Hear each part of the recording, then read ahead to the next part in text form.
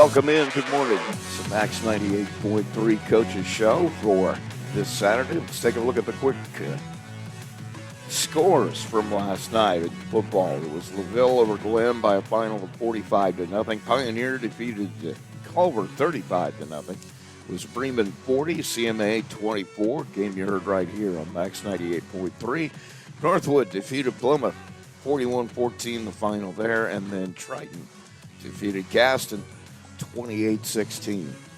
We'll start our trip around the county with Andy Dorrell here in just a moment. You're listening to the Max 98.3 Coaches Show.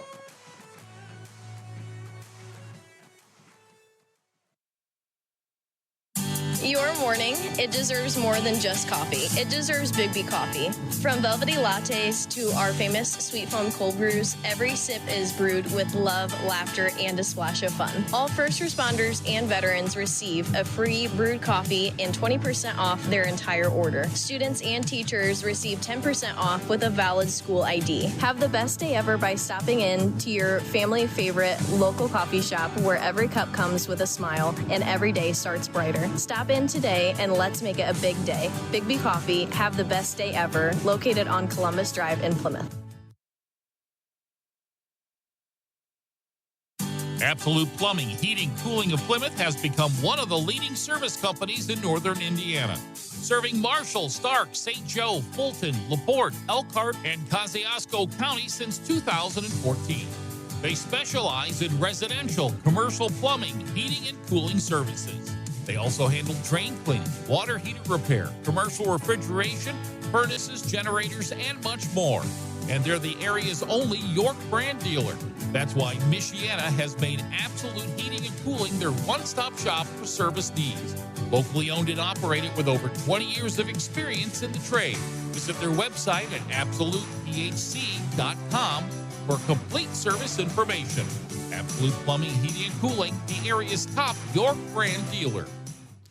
We're back. Andy Dorrell joins us, the head coach of the CMA Eagles. And, man, I tell you, that's got to be a tough one last night. I know early on you lost a couple of guys, and, you had control of it up to that point.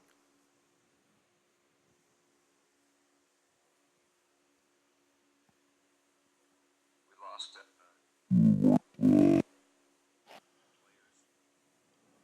Back plays, and it really stymied us on both sides of the ball, trying to move the football on the ground, in the air. They both were key critical players for us in the secondary, and Bremen was able to expose that, and congratulations to them.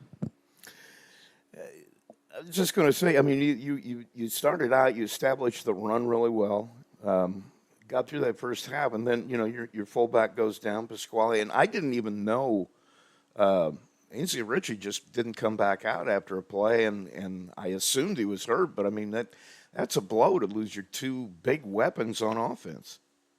Yeah, it really was, and I'm disappointed the rest of the team didn't respond better. We have other athletes that can make plays, and nobody else was willing to step up. They were just looking around at each other, waiting for somebody to make a play. And 3 turnovers is going to get you beat every Friday night, and we committed 3 of those. So really, it was a disappointing effort across the board, because we had opportunities to make plays and win that football game, and nobody responded, Rusty. You also got a little bit dinged up on the line, it looked like to me, too. Some of you guys were getting up gimpy. I mean, it was a very physical game. Yeah, it was, and we knew that going in. I mean, Bremen had won 4 in a row, and we tried to stress to our kids the opportunity that you have. And you look back 2 weeks ago, we were ahead of Fairfield 14-0, and let them come back and beat us. We were ahead of Bremen last night 14-0, let them come back to beat us. Until you realize you have to really hammer down on teams on Friday nights, you're not going to have success. So I'm coming at you a little hot this morning, Rusty. Didn't sleep last night. But the bottom line is young men need to understand this game is unforgiving unless you dictate the tempo to your opponent, and we have not been doing that. We do not deserve to win football games until we do. Well, you make a good point, because when you were doing that early in the game, you had everything in control, especially in that first quarter. Yeah, really. I mean, I thought the game plan was solid. We were executing it well, and then once again, two or three things go not go your way, and Bremen's able to make a few plays, and sure enough, they scored right before halftime to tie it up on a fluke play, and but regardless, we got to be able to overcome that. And they come out in the second half, and their first play from scrimmage, they go 62 yards on a long run because we're out of position. So. Again, I give a lot of credit to Bremen. Those kids played hard. They deserved to win the football game, and we certainly lost the game. Talk about the turning point there too, and that you mentioned in that second quarter when their Parrish was able to make that second interception. That seemed like that was a point where it just all kind of deflated. Yeah, we had it 1st and 10 at their 40 twice in the second quarter, and we threw bad interceptions both times. Well, it doesn't get any better. You got to go in shorthanded now and take on Guerin Catholic coming up next week. That's a long road game. I mean, talk about that a little bit. Yeah, I mean, they've only won 3 games, and they've not beaten anybody with a winning record, just like us. So on paper, it should be a game that we match up well, depending on what kind of personnel we get back off the injury. It's hard to tell yet whether we get 2 of our key playmakers back or not. But regardless, other guys have an opportunity to step up and make plays, and they need to be able to do that. In high school football, as a team game, there is no one person that determines the outcome of a game.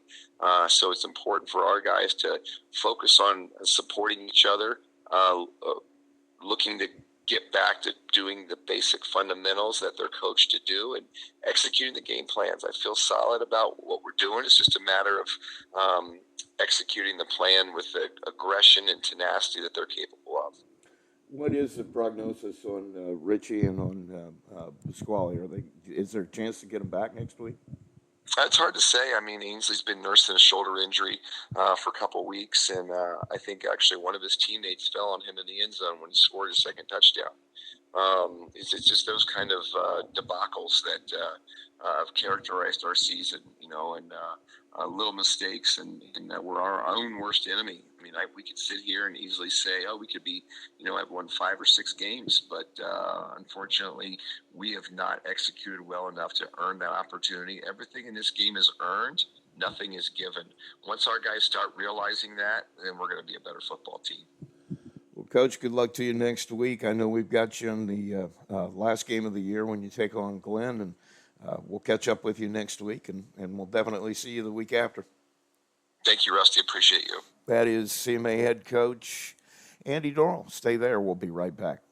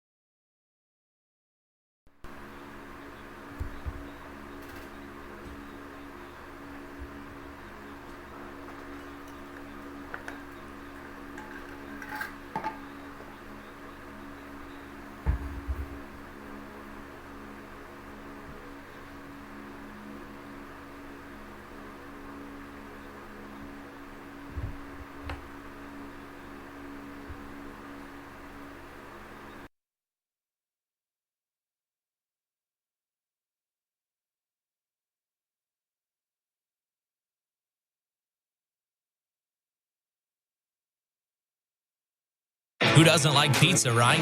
But have you tried the pizza at Bourbon Street Pizza lately? More fresh ingredients and a new pizza sauce recipe. It's like a slice of heaven each and every time you take a bite. And now there's 16 new style of pizzas for you to choose from on the menu.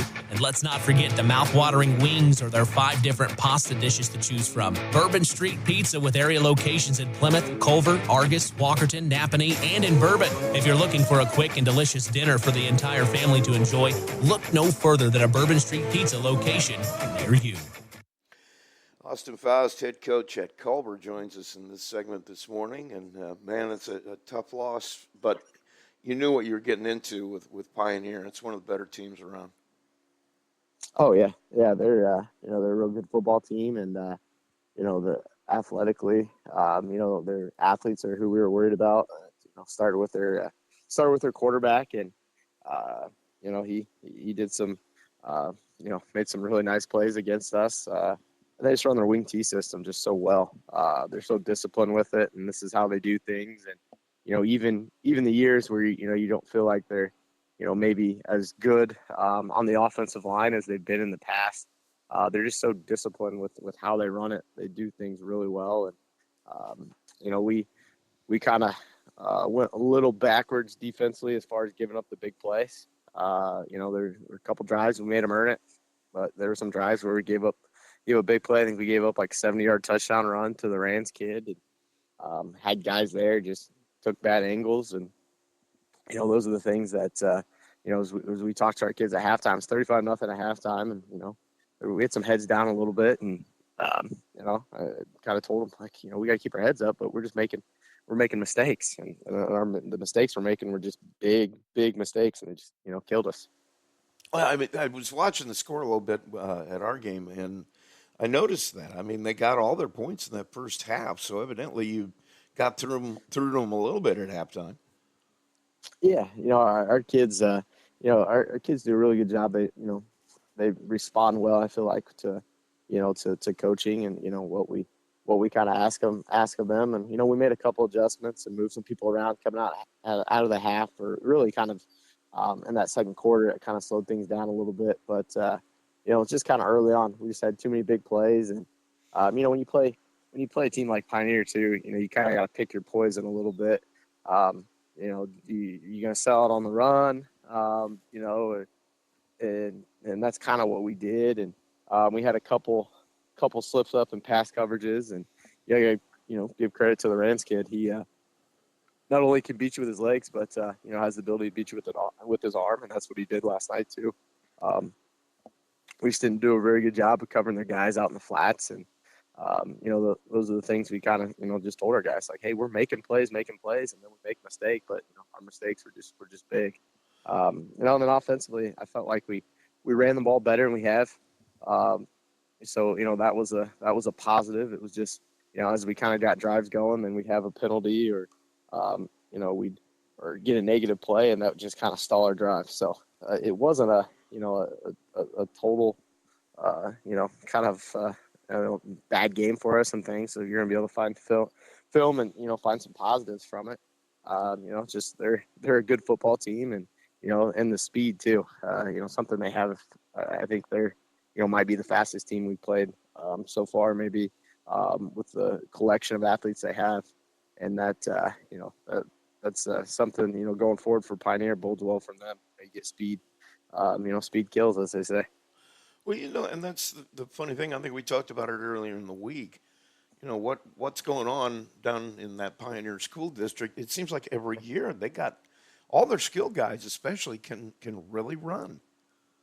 Yeah, that's the kind of talking to some people all week. They kind of ask, hey, how's Pioneer? How you feeling going into it? And it's like, well, we got to stop the Rams kid, because he has the ability to take every play for a touchdown. I mean, I think he's the best player in our conference. And but then okay, you get the Rams kid stopped. Well, then you got to make sure you stop their two wingbacks, because they also have the ability to take it to the house every single play, because they have got breakaway speed. So they really do a good job of in that wing T system too. They stretch you out horizontally, and they make you defend both sides of the field horizontally, but then also too, they're able to, with motion, to run straight at you. And they showed a little bit of a couple different things that they hadn't shown on film a lot with the Rams kid and some of the power read stuff. And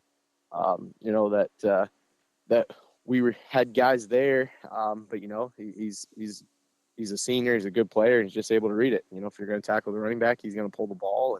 And so it was kind of some reminiscent of some of the Radke stuff that he's doing with McLaughlin, where they just kind of ride the fullback, and they just ride it as long as possible. And as soon as you tackle the fullback, quarterback just pulls it. And when you got guys that can do things like that, it makes it really tough on your defense. Well, and they've been doing that since they were born too. In Pioneer, I think they get them in a wing T formation the minute they're born, and that makes a difference when you got guys that are experienced seniors, especially if they got talent that they've seen this all before. I mean, it's nothing new to them, and they just do what they instinctively and been taught to do.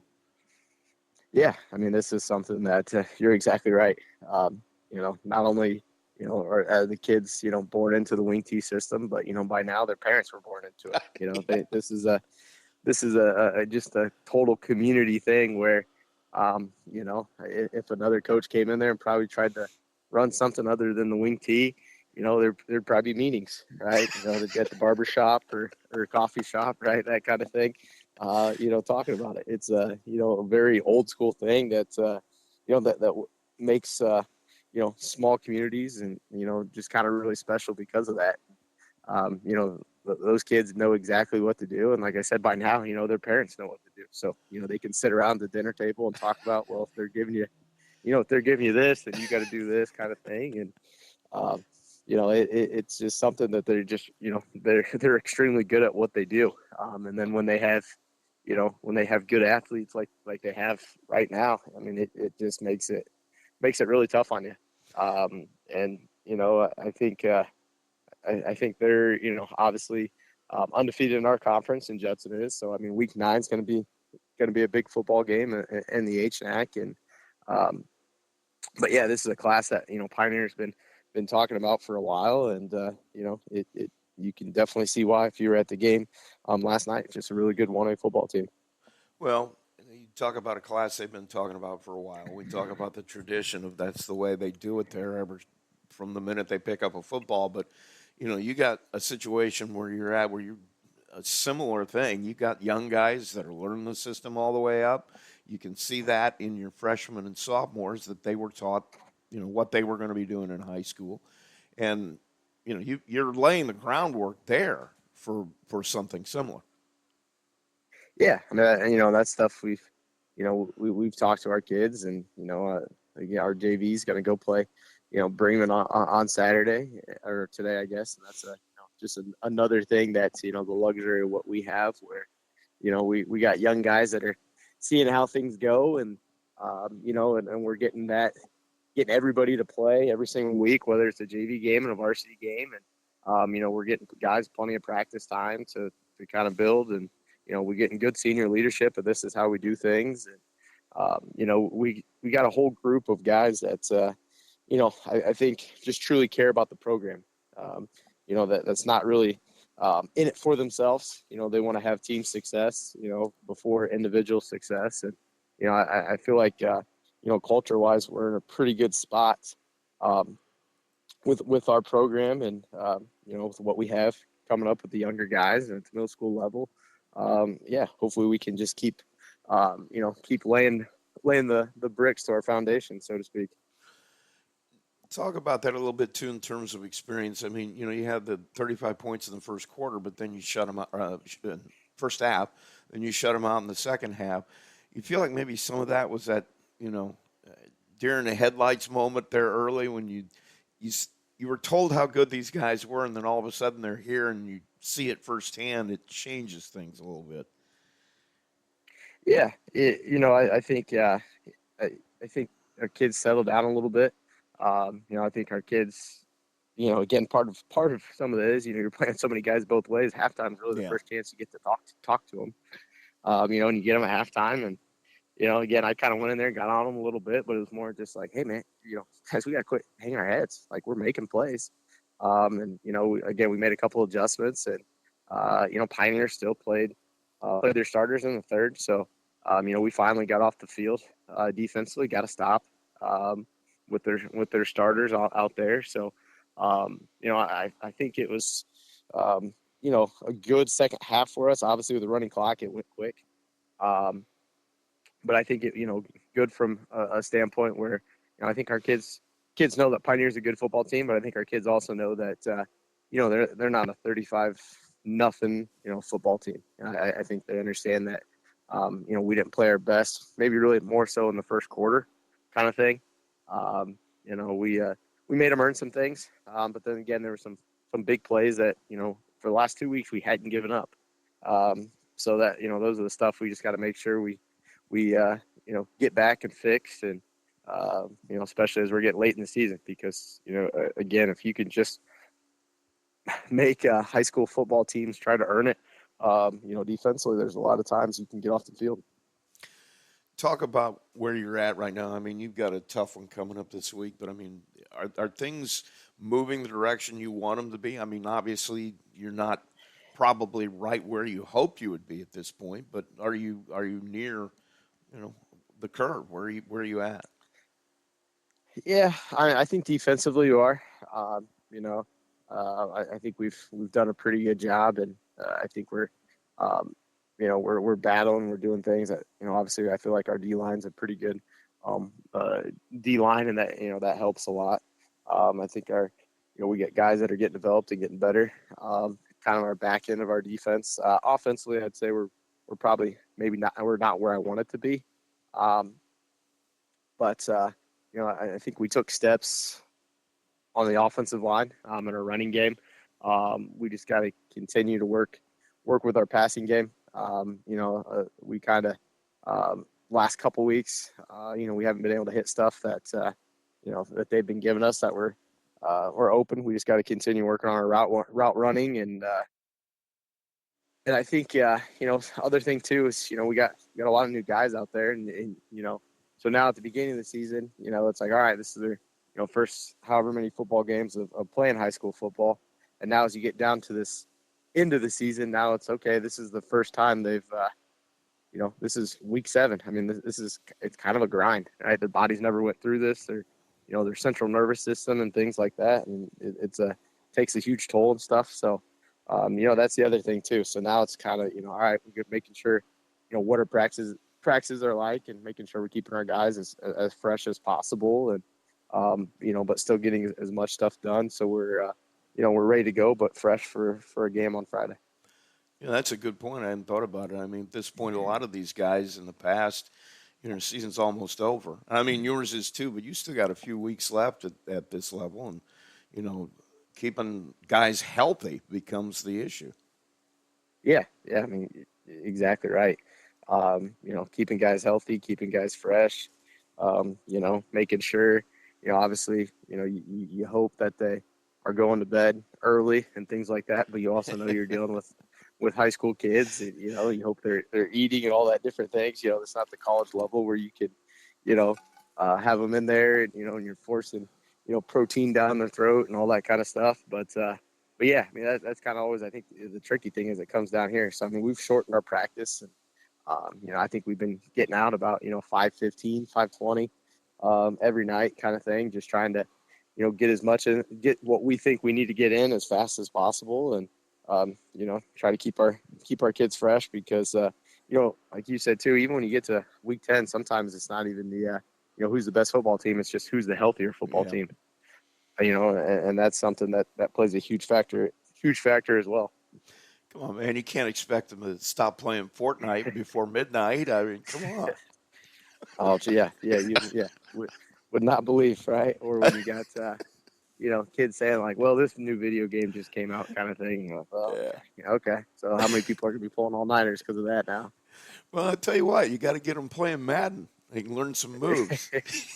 Yeah, I'm more of a college football guy. We always talk about the new college football stuff, and so we there's a couple kids on the team. We kind of have some we chirp each other a little bit on who'd be the better who beat each other on the PlayStation of college football, things like that. But yeah, no, it's always an adventure, right? Like we say, when you have 18-year-old kids, you never know what's going to be on the docket for that day.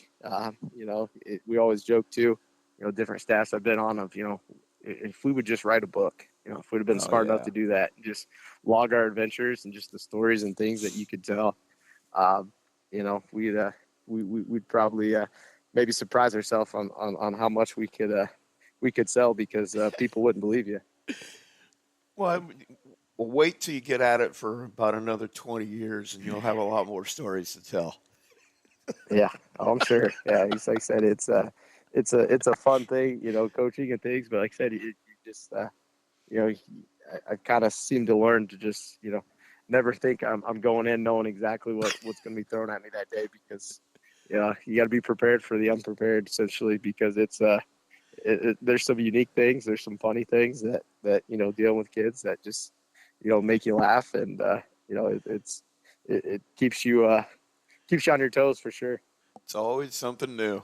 That's the bottom line. It's always something new.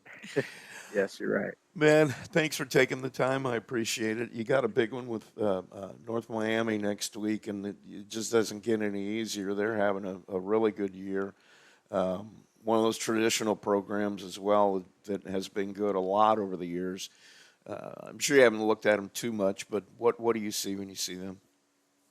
Yeah, actually, we're this is kind of unique this year for us because we didn't have a week 0 scrimmage, so we jumped in with Manchester, North Miami. So we've actually already scrimmaged them this year. So, we obviously know they're a good football team.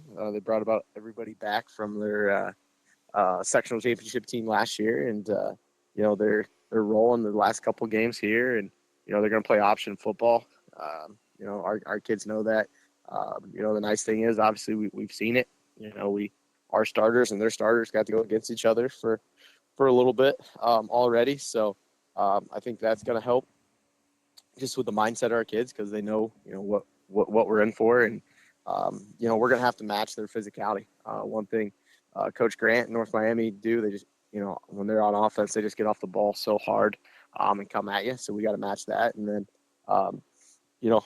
defensively, they fly around. They got a nice D line that is aggressive, and traditionally, teams have been able to have a little success throwing the ball in North Miami. So we got to get that passing game going that we haven't really had the last 2 weeks, and hopefully we can put some points on the board and play disciplined football and make them earn it, and go out and get a W on their home field.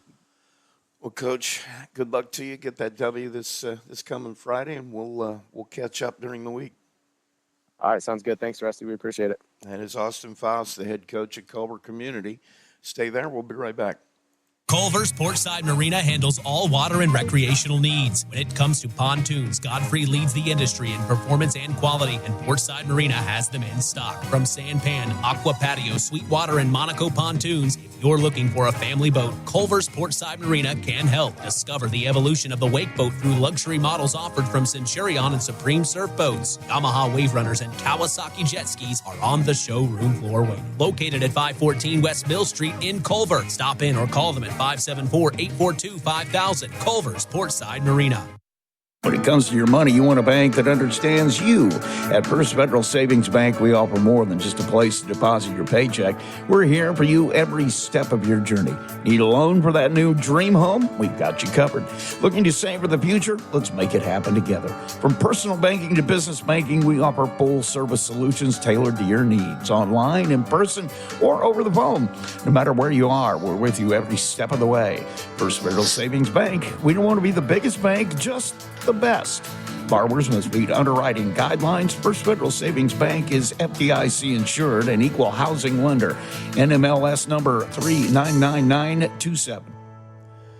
Adam Hanley joins us, head coach of the Plymouth Rockies in this segment. It was a tough one on the road last night, but, Andrews Field is a hard place to win a football game, and one of the main reasons is because you got to play Northwood. But they put some points up, and probably nothing that you didn't expect.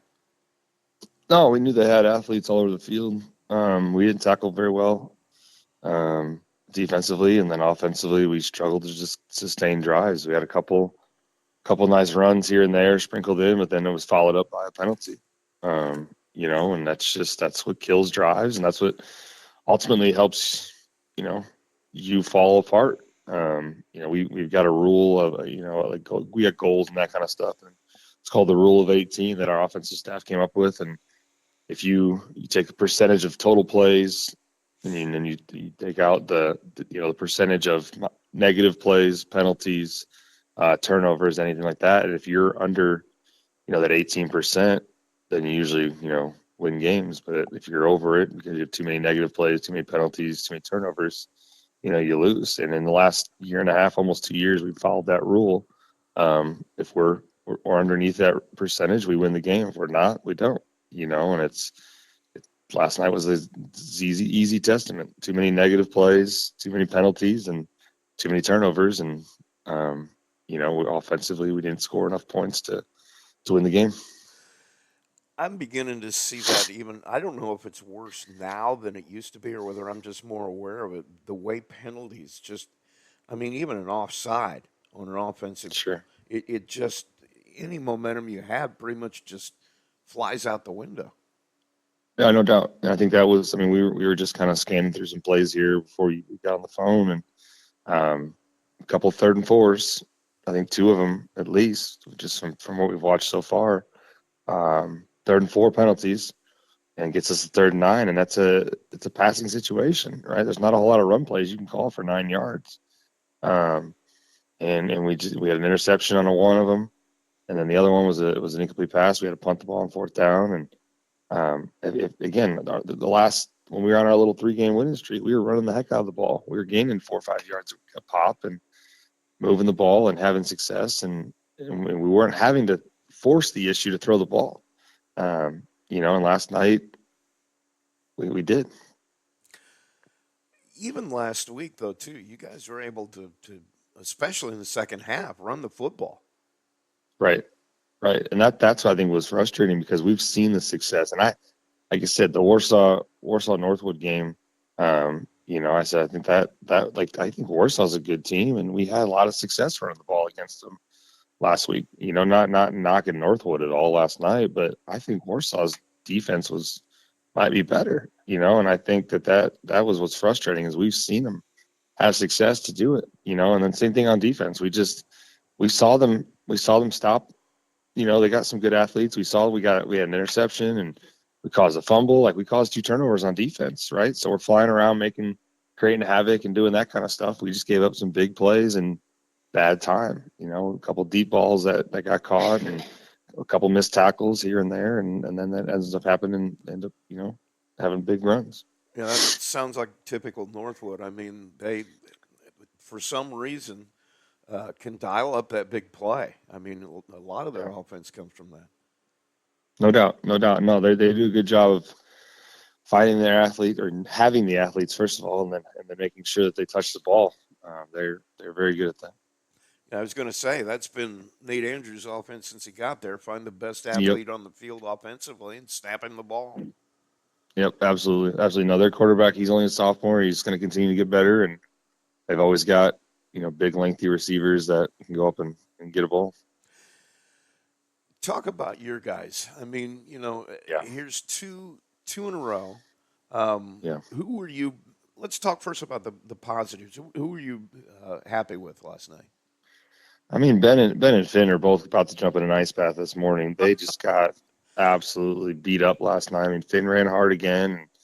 Even with some lackluster blocking up front, we were able to run the ball a little bit here and there in spurts. We had a drive that was 20 something plays last night. Toward the end of the game, that we converted on a couple 3rd and shorts, couple 4th and shorts, and they had their starters in. Majority of them were still their starters, and we had some success to do that. But yeah, a couple passing situations. Ben, had a scramble and run for his life, and did a good job getting us first downs and things like that. But definitely took some hits. So I think that those two are pretty beat up, and offensive line wise, it's like two steps forward, 1 step back. We had 2 really nice run plays. We block everybody, and then we have a mental lapse and it's a false start, or we have a mental lapse and it's we just missed assignment. We stepped the wrong direction or something like that. And that's my job as head coach to figure it out, right? We're not going to keep saying, well, the kids keep messing up. Like, we'll figure it out. And then we'll get after it. Do you feel like your defense took a step back last night? 41 points. Like, it's tough. It's tough to win too many games when we're giving up 41. Now, a couple of them were short fields. We had a turnover midfield, or on our side of the field, that was a 40-yard drive. So that obviously is half on the offense with field position wise, but overall, yeah, I wasn't necessarily super pleased with the effort we put out there on defense either. I think that we got talking at the end of the game here. I mean, we're going to make some personnel changes and try to find a better situation. It's kind of what we did 5 weeks ago now with the offensive line. We had to make some adjustments up front, and we had we won 3 in a row there with the changes, and that's what we're going to do defensively today and moving into Monday, having some position battles. People I think are a little bit comfortable with where they're at, and I think they've not necessarily continued to improve because they haven't been challenged or haven't been pushed. So we're going to give some other guys some chances, some other guys that maybe some JV guys or even anybody else that wants to play. We're going to have a little bit of competition battles beginning of this week and see what happens. You faced 2 drastically different offenses the last 2 weeks. I mean, that in my mind, that's got to be at least a little bit of it. I mean, you couldn't be more night and day than Warsaw and Northwood. Oh, absolutely. And I think that was part of our issue early was our defense's heads were just swarm, like just I mean, yeah, like last week we talked about, hey, they're going to run this, orbit motion. They're going to hit insert. They're going to run triple, and they're going to run the ball 82 times. And, we got to get safeties downhill. And then, Northwood does the exact opposite. They say, we're going to go empty. We're going to go 5 wide. We're going to run, round or flat motions and run this, that, or the other and try to chuck it all over the place. So I definitely think that was part of the issue. Now, again, that's on me and the coaching staff. We got to get them prepared for that during the week. We've got 4 days to make that happen and say, hey, you know what? This isn't Warsaw. This is Northwood. And, put our guys in positions to have some success. Talk about the week coming up. I mean, what's on the list to get better at? Yeah, like I said, we're going to have some position battles on defense and offense, and just making sure that nobody's comfortable. And not that it's like a scare tactic, like, hey, you're going to lose your starting spot, but we got to get better, and that's the goal. We got to make sure that we're getting better each week with the anticipation that come week 10, sectional week, we're playing our best brand of football. The next 2 weeks aren't going to be easy. They're 2 really good teams, and I just want to make sure that the last 2 weeks we haven't competed for 4 quarters. I think you look back at the Ridge game and even all the way up to the even the Goshen game, Wawasee game, we competed for a full game. And last night and the week before, we didn't. We competed for maybe 2 quarters or maybe 3 at the most. And that's the goal moving forward this week. We got to make sure that we are competing every single quarter with the anticipation that try to win 3 out of the 4 quarters, or at least tie a couple of quarters in there, and then you never know what happens come 4th quarter. Well, you go back to the drastic change in offense again this week. You got Mishawaka coming to town, and it's back to the old, toe-to-toe on your splits and everybody coming straight ahead. Their only loss is to Penn, so they're not bad.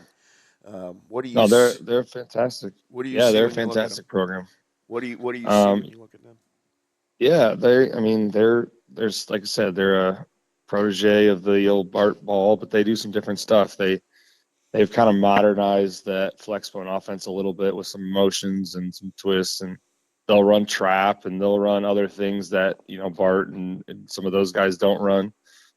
So it's not just we got to pin our ears back and stop fullback dive. Like, they do some other stuff that gives us fits. And last year, again, we have a completely different team than we have this year and last year, but last year's team, we were in it for 3.5 quarters. If you go back and look at that game, it was a 1-score game. We were driving in the 3rd quarter, with the anticipation possibly tie up the game. And then the wheels fell off in that 3rd quarter. But, Keith's got a good program up there. They do a lot of good things, and, they're well coached, and they'll be a tough competition on Friday.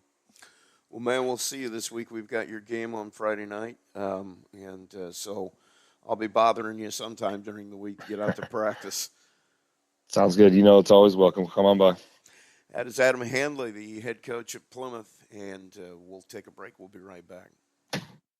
Looking for a stable career in an industry that doesn't slow down? Hoosier Racing Tire in Plymouth, Indiana is seeking motivated people who believe in quality and want to work in a safe environment. With thorough training provided for all positions, no experience needed. Second, third, and weekend shift production wages start around $20 an hour, with potential at $25 an hour within a year. Quarterly bonuses, paid time off, and health insurance benefits that start on day one. Apply online at HoosierTire.com. That's HoosierTire.com. Hoosier Tire is an equal opportunity employer. Johnson Danielson Funeral Home has been established in the community of Plymouth since 1879, and its staff is committed to providing care that goes beyond the expected in serving today's families who call Marshall County their home. They welcome families seeking options and alternative ways to pay tribute to someone, from burial packages to pre-planning to planning a checklist. The professionals, along with caring staff at Johnson Danielson, are available to assist your family 24 hours a day by simply calling 574-936-2829. Visit their website at johnsondanielson.com for a complete list of services. Johnson Danielson Funeral Home. Service beyond expectation. Let's take a look at our scores again from last night in football action. It was LaVille over Glenn, 45-0. Pioneer over Culver, 35-0.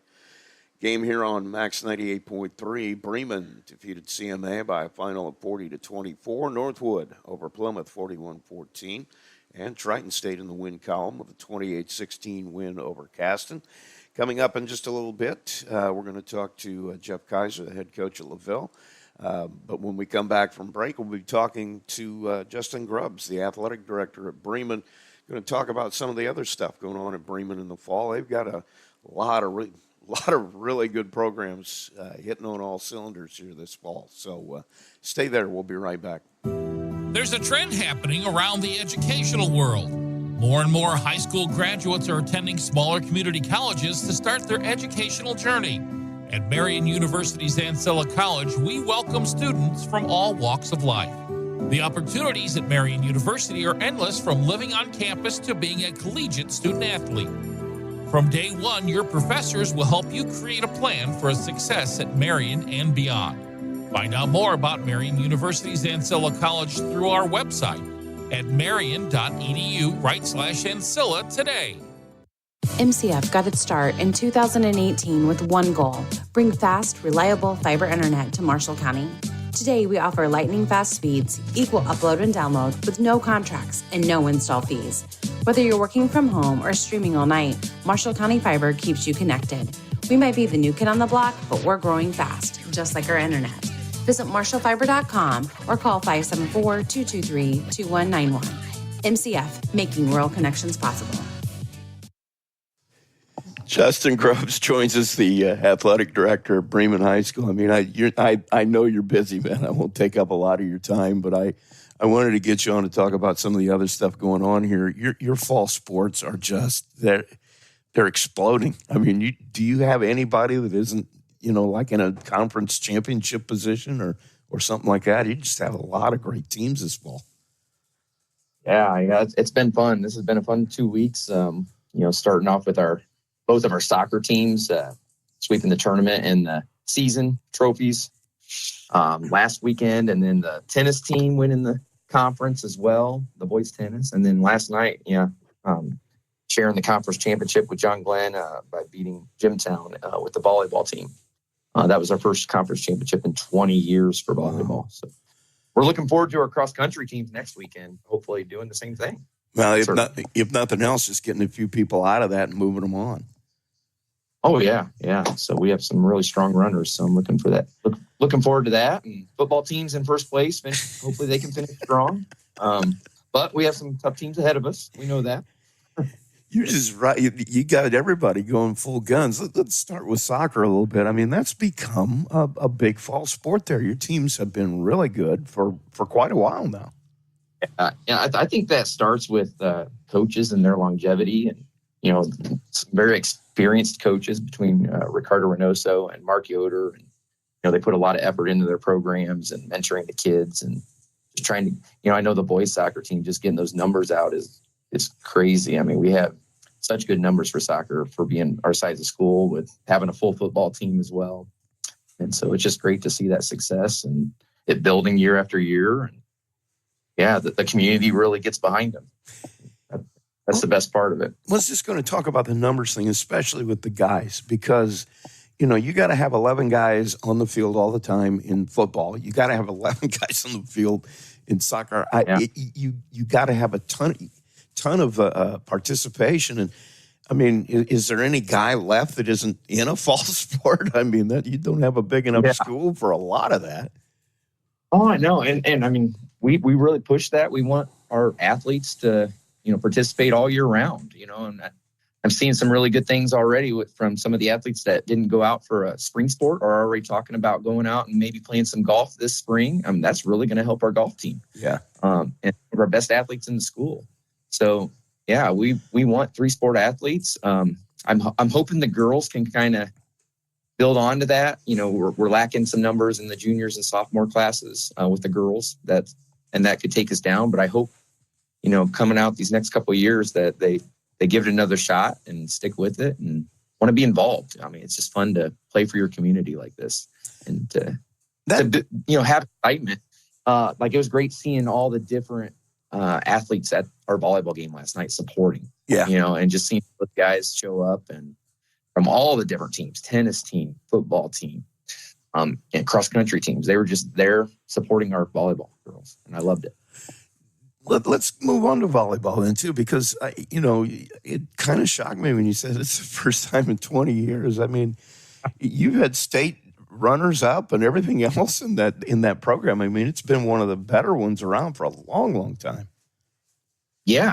Well, I mean, we've had a down stretch here over these last 15 years or so. Once Coach Huppert left, there's been some good years, obviously, but there's been a lot of turnover in coaches over the years, and I think that's a big. The longer you can stick together. I know Coach Whistler was at least an assistant a couple years before she took the head job. And, just sticking with a group of girls all the way through, that's a big part of it too, is we have 5 seniors this year. And, with a lot of experience. So sometimes you got to take your lumps early. They didn't always win when they were freshmen and sophomores. And, you want to build a program and, just keep year after year building onto that and keeping the numbers up. We just got to get those girls' numbers up to keep that going as we go forward. I think you make a really good point about longevity of coaches too. But because any of the programs you see that are year in, year out good and you got to scout for them and that kind of stuff. I mean, that's a lot of those times you see coaches that have been there 10, 15 years.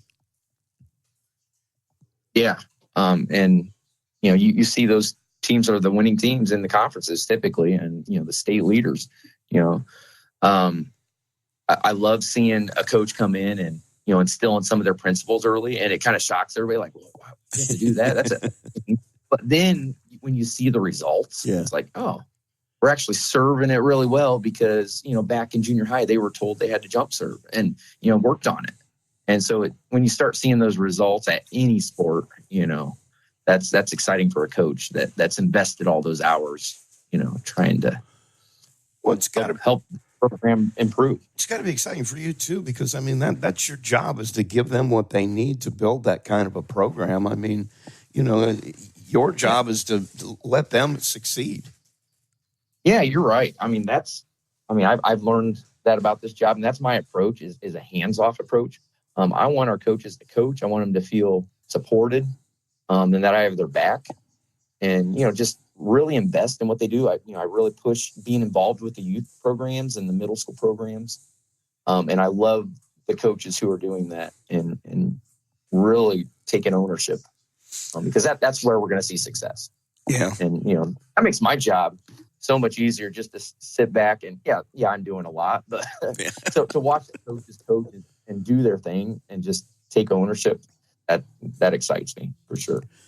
And you mentioned something a little earlier too, that I, as somebody from the outside looking in, that's Bremen, 3-sport athletes. I mean, forever, for as long as I can remember. I mean, you were on the field when it was season, and it didn't matter what season it was. You found something to get on the field for. Yeah, exactly.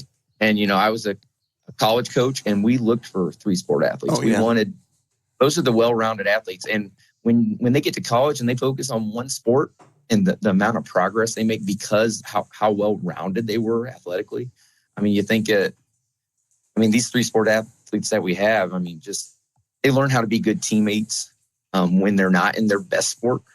And they also learn how to be good leaders and, what their teammates feel like maybe when they are in their best sport, the ones that are on the bench supporting them. What did that feel like? Because you were doing that in another sport somewhere, but you're helping the team. And I think that's what a lot of our current seniors, I mean, it's amazing. We have such a good, strong academic group of seniors, and their leadership side is really strong, boys and girls.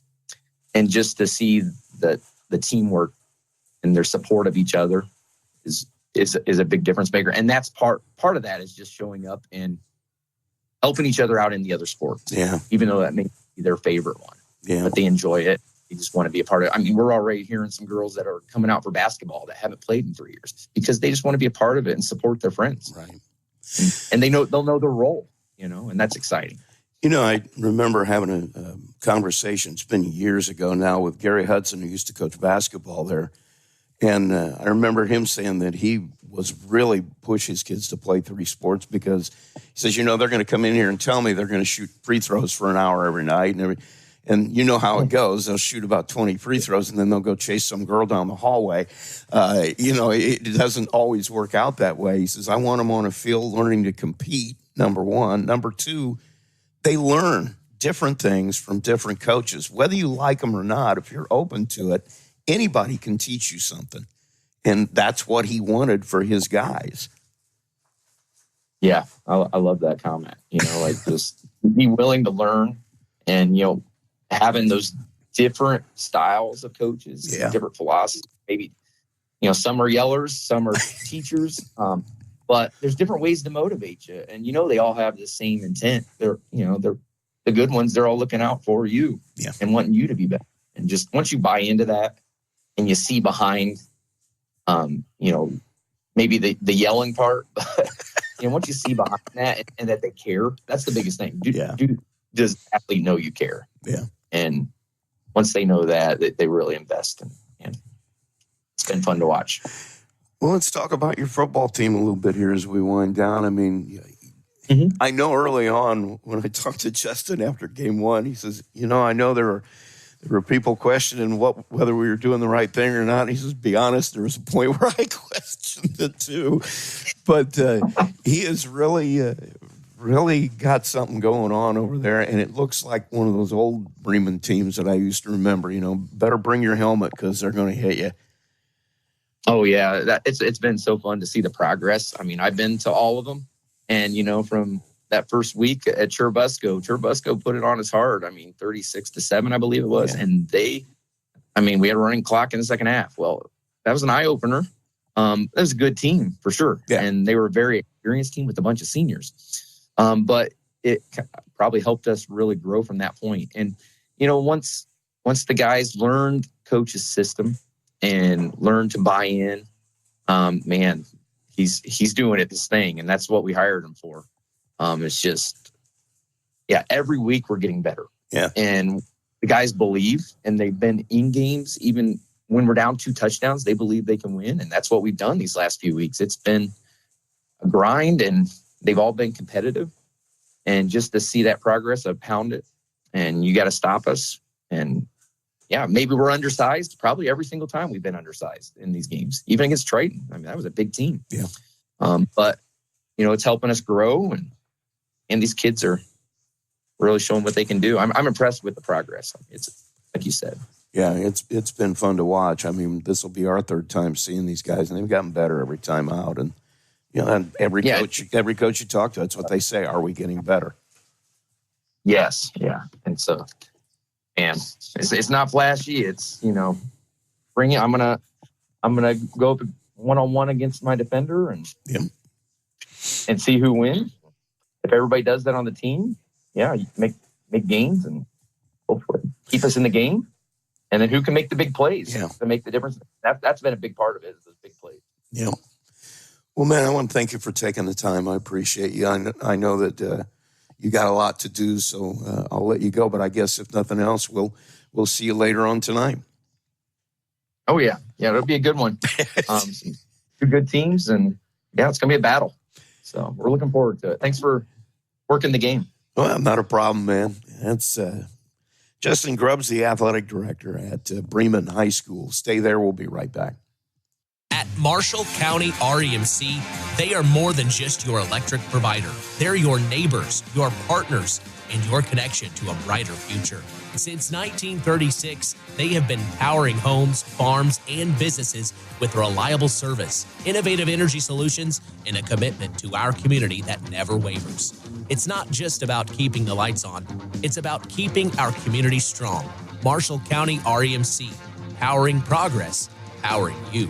Learn more at marshallremc.com. McDonald's restaurants in Plymouth and Bremen, Indiana are now owned and operated by local residents Bill and Flo Bolt.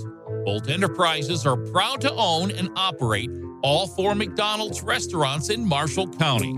Become part of the McDonald's family today with Bolt Enterprises McDonald's. Jeff Kaiser, head football coach at LaVille, joins us. Big win last night. I'm assuming from the little bit I saw, you found a running game last night. Yeah, Rusty. It was a nice quality win on the road last night. And we've been talking.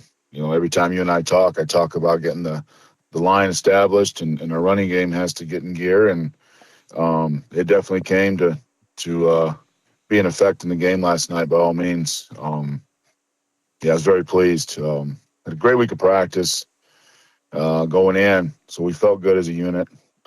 We've really emphasized things, and it's been consistent. When you're emphasizing something in a direction, especially with kids, you got to be consistent with it and know that there's a process to it, that it's just not going to happen overnight. And our guys are probably getting tired of Coach Kaiser hounding the same thing over and over and over, but I think last night they seen why we do what we do as a coaching staff, and why we stay to the course. We've lost some tough games, 3 in a row there, and some teams will try changing and mixing things up and doing whatever. We stay to the course and just emphasize technique and fundamentals. Well, the time I saw you play, that to me it wasn't. It was just missed execution at a few moments. I mean, it was there. It just hadn't gelled yet.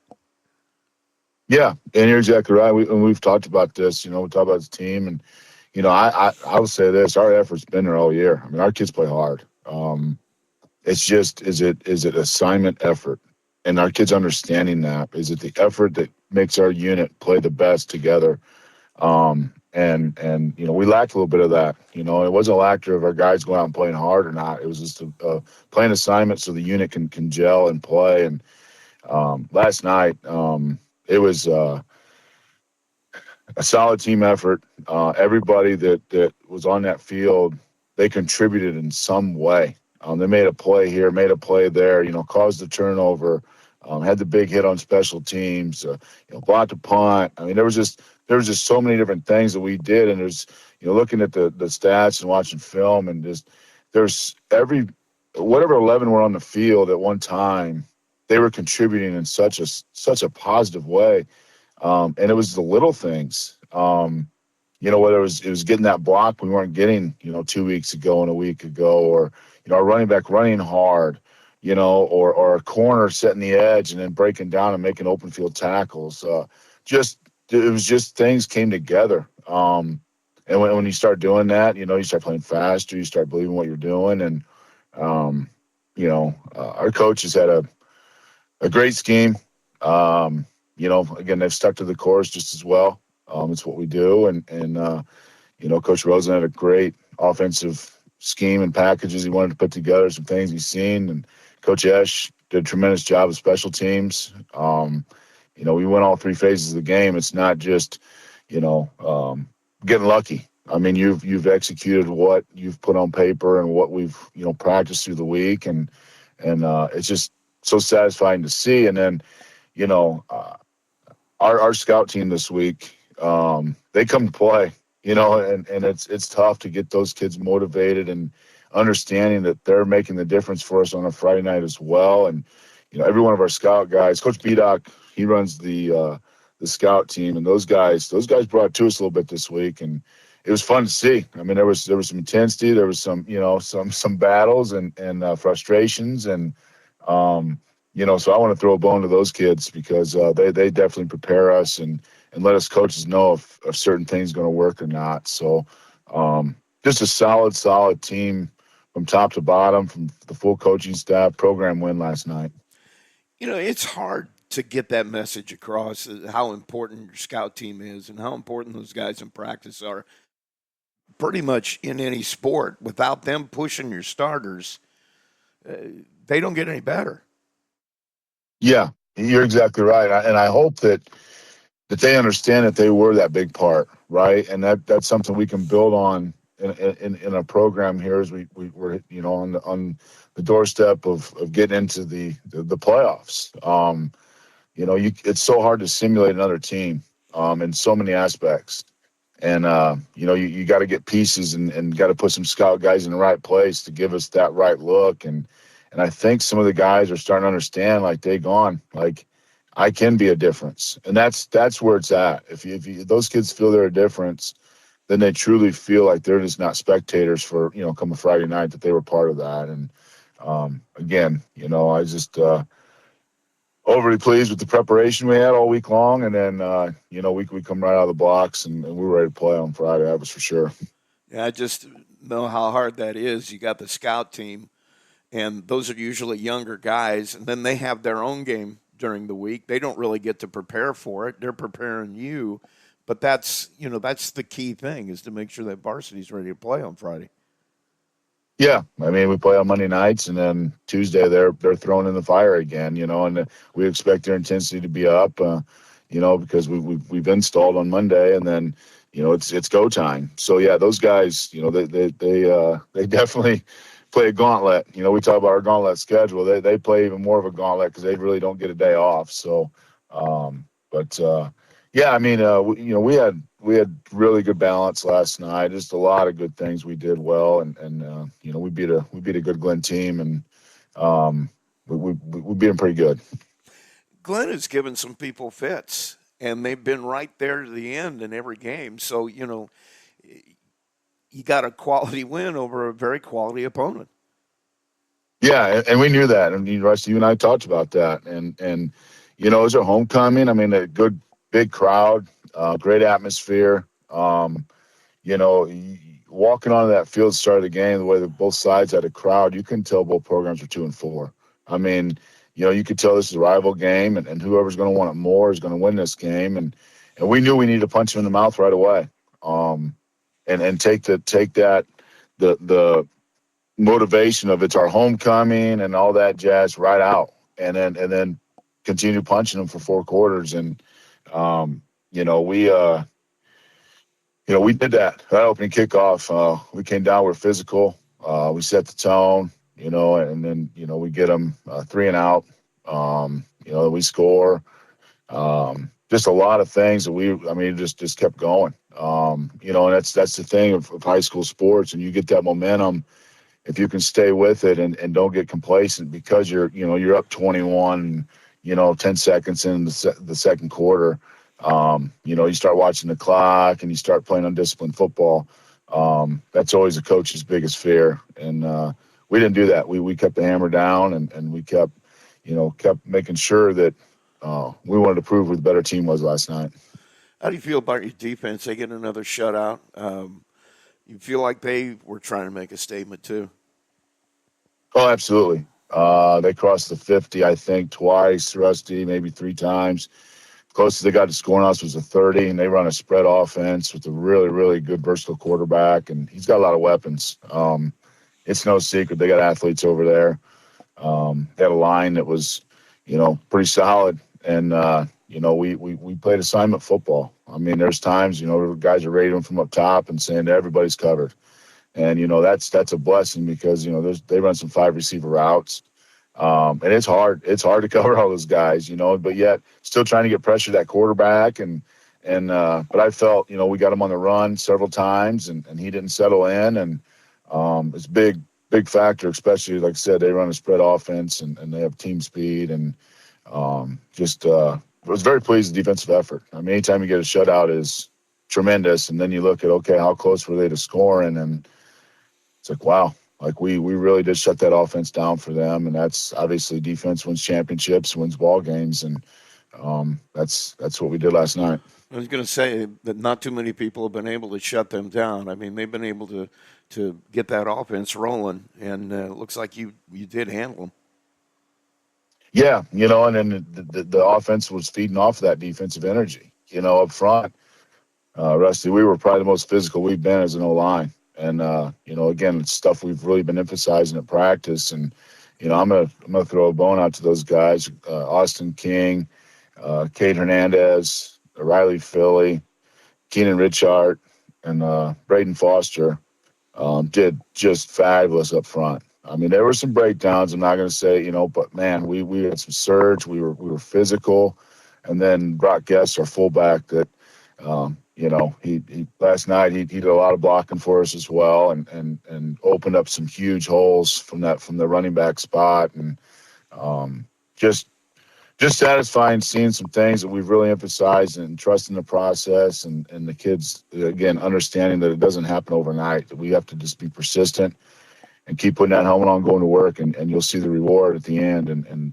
those 5 guys in particular, they're getting the message. We just got to keep it going. Talk about, I just had my question. I totally spaced it out. It was something I was going to ask you to elaborate on. I know what I was going to ask you. Obviously, a lot of things happened last night that you really liked, but I mean, what was on the list? I know, coaches, you were listing what? Okay, we got to work on that. We got to work on that. What are the things you saw you need to work on? I mean, we still are some of our decision making. You know, it sounds silly because you know we did score a lot and we did move the ball a lot and this and that, and you know, Schwitz running a quarterback spot. I mean, he accounted for 5 touchdowns last night between the air and his feet. So we were pleased with that. But, you know, getting him to understand there's times where we don't need to force things. And he forced one, and he admitted it. I mean, he knew it. You know, resulted in a pick, you know, and it's one of those things. It's again, you know, he's a senior. He is, you know, it was, you know, his 7th game, you know, that he's been a quarterback, but it's shorted up, and we've talked about shoring up our turnovers, and last night we only had 1. And so if we can eliminate that, you know, we feel like that could have put another score on the board for us in the second quarter. So, you know, his vision in the field and our route running, our routes are still not quite precise that we need. And that throws the timing off for a quarterback by all means. And you know that, but, you know, we're going to continue, you know, our tackling drills, our blocking drills, and running hard. I mean, that's what we're going to keep continuing to hound, and we just got to continue to get better at those things. I got to believe it's also at that point in the year when you really got to get your fundamentals put together because you're going to be heading into the playoffs, and teams that aren't solid in the little things are going to get exposed early. Yeah, you're exactly right. The little things create big things, and you know, it's all the simple thing of your first 2-3 steps of your assignment. No matter what side of the ball you're on, no matter, you know, what phase of the game it is, those determine how the outcome is potentially going to go, right? I mean, you can make plays. Don't get me wrong. You can get some my plays, and you made a mistake type thing. But your first 3 steps on both sides of the ball are going to dictate if you're going to be in position to make a play or not. And if you're not, bad things are going to happen. So that's the biggest thing. And you know, we have a tremendous challenge ahead of us, you know, starting today. And we just got to continue to get better every single day, you know, win every day and earn our victories on Fridays. We are heading into week 8. It's hard to believe. But you really only have 2 more weeks to shore all those things up. I mean, how do you feel about where you're at? Well, I mean, you feel good after a win, but you know you got work to do. Yeah. And it's, and we know that as a staff, and it's getting the guys to understand that, okay, you went and did what you were supposed to do on Friday, but do you want to continue this feeling? Do you want to continue this, the drive we're doing, the statement we made, or are you just going to step back and say, well, we beat those guys and we still have a couple more weeks yet before it's do or die, right? So I think it's between the years and your players, dealing with 15, 16, 17-year-old kids. There's a lot of distractions out there, Rusty. And, you just try shoring those in and keeping them focused, because if you lose grip of them and the focus of what the ultimate goal is, it'll falter on Friday nights and you lose grip of your team. So it's about us. It's going to continue to be about us and what we do. And again, it's the simple fundamentals and understanding the schemes and what your assignment is. I'm sure you haven't had a chance to look a lot at Jimtown yet, but I mean, what do you see in the little bit you've seen? Well, I mean, they're going to run the ball. They're going to trap. They're going to toss. They're going to power you. Up front, they move some people around. They get off the ball really well. I'm really impressed with how fast that O-line to snap. Again, we talk about the first 3 steps. Their first 3 steps pretty aggressive. And so, again, it's Jimtown, and Coach Vincent over there runs exactly the old sharp style offense. And so until you stop a trap, he's going to keep trapping you, and then he's going to run a little counter on you. Then he'll toss it. He'll power toss it. So they got some athletes over there, and they're hungry for a win. They've lost, several in a row, but that's what's on paper. They're a good team. I mean, they've been in a lot of games, and they very easily play here, play there. Their record's short right up. So, it's a big road game. Conference wraps up our conference play, and we just gotta be versatile as far as be able to run the ball, pass the ball like we did last night, and then defense has got to play hungry and with a mission and mirror what we did, but grow off of what we just did last night. Just going to say, you do have to go up there, and that is one of those places, well, not for the least of reasons, the tradition of how good they've been and how, the tradition of that program. It's a tough place to win a football game. Yeah, it is. It's going to be a great environment. Back when I played and even when the early days of my coaching, I mean, they were the team, right? It was them or Bremen. I mean, that's the way it was. And, that's just, and everybody knew it, and so, you step off the bus over there. It's a great environment, great atmosphere. You look up, you see the blue and red rings hanging right on the building facing the school. And, as a player that's been around through that stuff and a coach around through all that, man, it's hard not to replay some of that stuff that the old Jimtowns used to be, and the thing is outside looking in, you see that, but Daggone, those kids that are there, like it's their parents that were part of that, and and I think Coach Vincent was part of some of that when he played. So like that's in their mindsets, right? And I know they're thinking over there, and they should, like, they don't lose to Laville. We're the 1A school. They just don't lose to us. And so, again, we're going to have to come out right away, punch them in the mouth and execute and play mistake free to get a win over there on the road. I mean, we're fully capable of doing it. I think our guys believe we can do it. And we just got to put the work in and make it happen on Friday. Well, man, I'll tell you what, get that W on Friday, and we'll catch up with you this week. Thanks, Rusty. Appreciate it. And it's Jeff Kaiser, head football coach at Laville, and we will be right back. Your morning, it deserves more than just coffee. It deserves Bigby coffee. From velvety lattes to our famous sweet foam cold brews, every sip is brewed with love, laughter, and a splash of fun. All first responders and veterans receive a free brewed coffee and 20% off their entire order. Students and teachers receive 10% off with a valid school ID. Have the best day ever by stopping in to your family favorite local coffee shop where every cup comes with a smile and every day starts brighter. Stop Stop in today and let's make it a big day. Bigby Coffee, have the best day ever, located on Columbus Drive in Plymouth.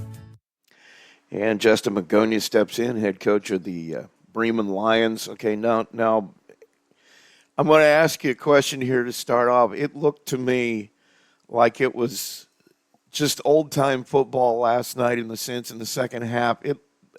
I could be wrong because I don't know your playbook, but it looks like you ran the same 3 plays over and over and over and over again for that whole half. Am I close?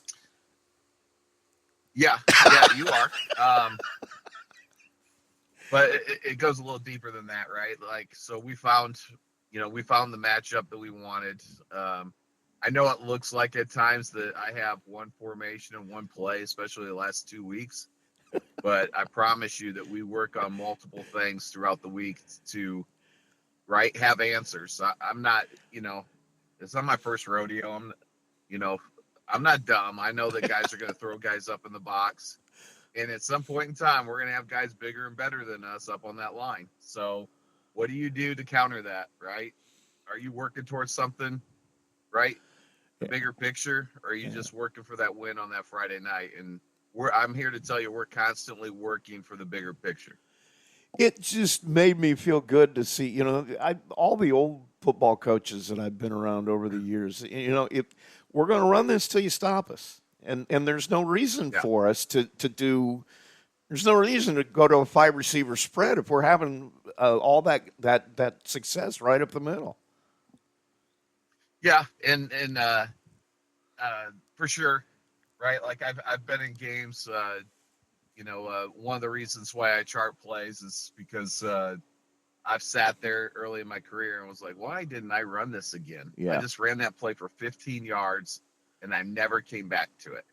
And whether it's a loss or a win, and you just kick yourself. And so it's very important, I think, for any coach to sit there and look at, evaluate what happened in the first half and what you want to do in the second half. And then, go with what's working, right? And stick with it.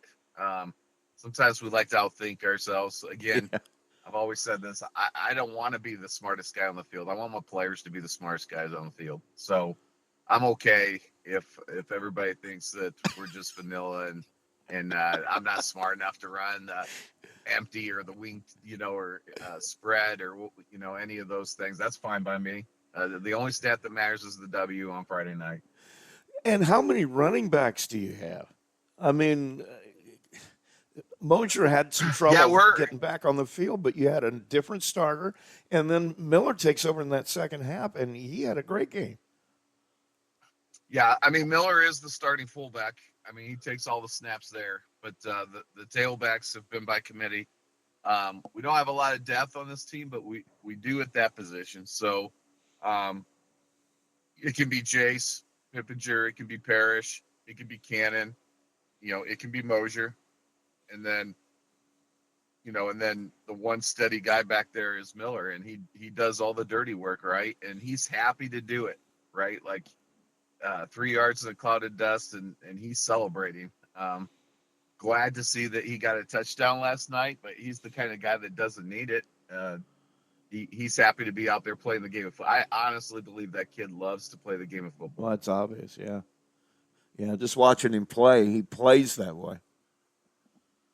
Yeah, and he does whatever it takes for the team to win, and he's fine. Like, again, he takes pride in what he does, right? And he finds joy in that. He doesn't have to be patted on the back. He doesn't have to I don't have to make him happy and give him so many touches a game or try to get him in the end zone. He's not that kid. He's more about the team. And all right, what do I need to do? I need to go in and hit this kid and block him and let Jay score or let Mosier score. All right. It's like, that's fine. So you got to love those kind of kids, right? You talk about, especially in today's world, like they're few and far between. And you talk unselfishness and, that's what team sports are about, and that sacrificing yourself or doing this play for the team, even though it doesn't put you in the highlight or the spotlight, you're going to do it because it's what's good for the team. It's what we need to do to win. And he understands that. And, you got to love a kid like that. You mentioned the touchdown he got. I know that did my partner's heart a lot of good. He says, he deserved that. After the series he had and the way he carried the ball there, he deserved to get that score. And that was like you giving something to him to say, I appreciate what you do. For sure. If we get the opportunity to do that, we will. And it is right. Like, I don't know if that may have been his first touchdown of the season. But again, like you said, he's doing all the hard work up front, and the guys wanted him to get it too, right? It's something to be said when your teammates recognize you as well and know that you're deserving of that and want that for you, and that says a lot about that kid too. Well, guys like that, you rally around guys like that. I mean, those are the guys that you want around you when things are going on, and that was obvious too. That your guys, they rally around him. Yeah, and on defense as well. He leads our team on defense, tackles. He had an interception last night. Yep. And they feed off of him. His energy kind of flows throughout the team, and then the way he holds himself. He's definitely right. Like if you're gonna pick somebody to build your program around or your team around for that season, he would be right up there at the top. Yeah. Fredrickson he's a man. Yeah. He is. He had a good night, I thought, as well. Yeah, and it's hard to get for us, right? For everybody else, I'm sure they come to the game and they're like, "Wow, who's that guy?" And then, but for us, when he's doing amazing things or having great game, it's the coaching staff, it's expected, right? We see it every day. So I hate to say it sometimes where, it just becomes normal for us to see, but it's really astounding. It's he's an amazing player for a high school player for an offensive defensive lineman. I put him against anybody in our area. Well, you've won 5 straight. Blip at the beginning of the year. Probably should be 6-1 at this point. I mean, is that where you thought you would be at this point? That's not where I thought I'd be. Of course, I'd be lying if I didn't say I wish I had that game back that you're talking about. I think that was. I think if we played in that game the way we have the last 5, I think that's fair to say. But every coach has one of those during their season, probably. Not all the time. Those really good undefeated teams don't, but usually it's, especially early on in the season, you may have one where you're like, I wish I could have that game back. And there's teams we've played, right? I'm not saying anything that somebody on the other side of one of our wins isn't saying that to themselves either. So it's fair. Well, but you found a way. I mean, it seems like every week it's a different guy having a big game. It's something else that happened that you created that made it happen. I mean, teams that do that win 5 in a row. Yeah, and I think a lot of that just believing in what you're doing, trying to build a team and camaraderie, and it's everything, right? It's the relationships, it's the way you conduct practice, it's the way the kids obviously have a big part in that, and the way they buy in and respond to what you're trying to do. And I can't point to just one thing, but it's definitely you have to have a special group of guys. Right. I told somebody the other day, I really love the makeup of the different characters in this football room, right? Like in this locker room, it's a neat mesh of different, kids from different places, in our community, obviously, but like you got a farm kid, you got a kid that lives in town, and then listen, like sometimes if you just sit and listen to the locker room and discussions go on, you're just like, it's an amazing group, right? Like, sometimes I just sit back and listen to them. And like I said, I told one of the coaches the other day, I was like, I really like this group of guys. Like it's just the different, I don't know what I'm trying to say, just their different outlook on things and what they bring to the locker room, right? It's not, it's not the same group of guys talking about the same thing every day. You're just, sometimes it's very interesting to sit back and listen to this group of people that are together, right? Like that's one of the reasons why I feel like football is such a special sport. You're bringing all these guys together for one goal, and it takes a lot of different people with a lot of different talents to get them in the right place, and then to come together as one unit. When they're out there, I think that's probably the biggest compliment or success for our defense. They play as a unit, and it's one heartbeat type of thing, right? And they go out there, and the bigger the challenge, it's like, all right, this is why we're out here, right? Give me something, give me a challenge, and let me go see if I can accomplish it. And that's definitely the attitude. Like when their backs against the wall, they rise to the challenge. This group of guys, and they play their best ball. That's not always the case, right? I've been on teams or coached teams where like you get down a touchdown or two, and they fold, right, or whatever. They put their heads down, and then it multiplies. But these guys rise up. Now I will say, I'm tired of spotting 14 in the first half all the time before we get going. But I'll take it, right? I'll take it any way we can win. That had to give you some concern. We haven't talked about that, but CMA had that thing in control for most of the first half. But once again, it was Parrish with a couple of interceptions, the second one especially, that really turned all of that around. Yeah, I agree. They came into the game with a good game plan. They were executing their offense even better than what we had seen on film. And so, I give them credit. Andy does a great job over there. And came out and just marched right down the field, right? And our kids were like, oh, and I told them, I go, you're going to be in for a fight. They're going to come after expecting to win this game. You better rise up for it. And the turnovers were a difference. I mean, defense got dialed in. And once we were able to shut down what they were doing on offense, then our offense really kind of took over as well, right? More opportunities, sustained drives, and then some big plays on offense. It was nice to see, Jack Wildauer. I got to give him credit. He had a great game. We've been obviously working for, I'd be lying if I didn't say we haven't been working for 7 weeks on passing game.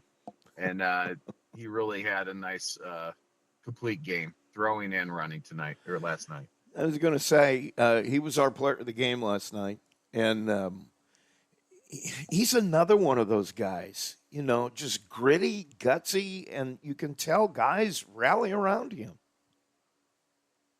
Yeah, and I think, because, when you have a kid like that on your team that can make a play no matter what happens, the other guys gravitate towards that or get excited, I guess, to be on that side of the ball. Jack's one of those guys. I think one time we ran and we were rolling him to the left. The edge was set and they started pursuing up, and then he took it all the way around the other side for like a 15, 20-yard gain, which should have been like a 5-yard loss. And so, again, like I said, it encourages, as an offensive lineman, you just got to stay engaged and keep blocking, even if possibly you miss your block or your assignment, knowing that Jack will give you another chance, right? He's gonna make a guy miss, or his speed's gonna get him out to the edge, and then he's gonna make something out of nothing. And I think as a player, right, I'd be excited to be on the field with a guy like that, right? Anybody can make me look good, I'm all for it. I was like, if I mess up and this guy still makes it look like something great, then you gotta love playing for a guy or playing with a guy like that. Well, you got a guy coming, well, you going to his place that's having that kind of a year. And McLaughlin, I mean, does a lot of that for them. Yeah, for sure. I have seen him play, and I know there's all that hype around him, but he kind of deserves it. He is a heck of a player, and he's going to be a handful next week. Yes, and I agree with you.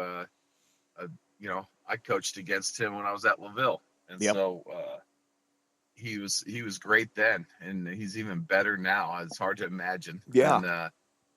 And, he's definitely You know, a kid that's put in the hard work, and you know, and I don't know him personally. I just know him from on the football field, and you can tell when you watch him, and then what he has to. I can only imagine what he has to do to get his body ready to take 50 carries and run for 500 yards week in and week out. And know that you're getting, you know, sometimes all the snaps, if not 90% of the snaps in a game. And so when you're 100% of your team's offense, your body takes a beating. And like you said, I mean, he deserves it, right? He deserves all those accolades. I mean, he's put himself in this position to do this, and it, you know, it shows on Friday nights. He's definitely a kid also, right, that can make his offensive line look great. You got to love blocking for a guy like that. Yeah. And so, you know, they deserve all the credit that they're getting. Great team. We do have our hands full. It's definitely not going to be one guy Friday night. We got to get lots of guys to him, as you know, as you've seen all season. Yeah, not one guy ain't going to take him down. No. Talk about it. Well, you don't need to give it away, but do you have any idea of how you're going to slow him down at least? We're going to throw everything at him, the whole kitchen sink. Without getting into details, right? Like everybody has. I've been watching film. Everybody has. It's you know, try to find something that works. You know, and I mean, if they throw 11 guys up there, we got to throw 11 guys up there and just, you know, come at them in different ways. If we, you know, if you just sit there and let them get into you and you know, he picks his holes, it's gonna be a long night. Yeah. You know, we haven't obviously we haven't game planned for it yet. We'll do that this weekend, but you know, I just think you just got to do everything. Obviously, you got to do everything you can to try to stop them. That's the game, right? It's not it's not hard this week sitting there scouting them. All right, who do we got this? You know, what if they do this? What if they do that? What about 21? What about 13? Nope, it's none of that. And they are what you said earlier about me, but to like the 100th degree, right? Yeah. Here we are. This is what we do. Stop it. We're really good at it. Stop it. Yeah. So we're going to try. We're going to give it our best go. That's for sure. Well, man, good luck to you Friday, and we'll catch up during the week. All right. Thank you. That's Justin Magonia, head coach at Bremen, and we're going to take a break. We'll be right back. Absolute Plumbing, Heating, Cooling of Plymouth has become one of the leading service companies in northern Indiana. Serving Marshall, Stark, St. Joe, Fulton, LaPorte, Elkhart, and Kosciuszko County since 2014. They specialize in residential, commercial plumbing, heating, and cooling services. They also handle drain cleaning, water heater repair, commercial refrigeration, furnaces, generators, and much more. And they're the area's only York brand dealer. That's why Michiana has made Absolute Heating and Cooling their one-stop shop for service needs. Locally owned and operated with over 20 years of experience in the trade. Visit their website at absolutephc.com for complete service information. Absolute Plumbing, Heating, and Cooling, the area's top York brand dealer. Who doesn't like pizza, right? But have you tried the pizza at Bourbon Street Pizza lately? More fresh ingredients and a new pizza sauce recipe. It's like a slice of heaven each and every time you take a bite. And now there's 16 new style of pizzas for you to choose from on the menu. And let's not forget the mouth-watering wings or their 5 different pasta dishes to choose from. Bourbon Street Pizza with area locations in Plymouth, Culver, Argus, Walkerton, Napanee, and in Bourbon. If you're looking for a quick and delicious dinner for the entire family to enjoy, look no further than a Bourbon Street Pizza location near you. And we're back with Andy Barker, the head coach at Triton, and another good win last night. You have bragging rights over your boss, at least for a while.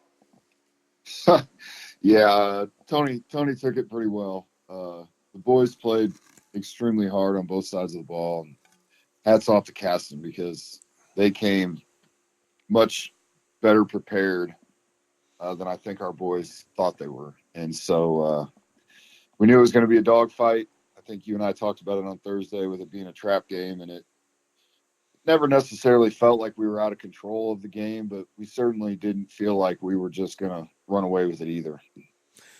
And, you know, I've seen Caston play time and time again over the years, and it's just something with that program.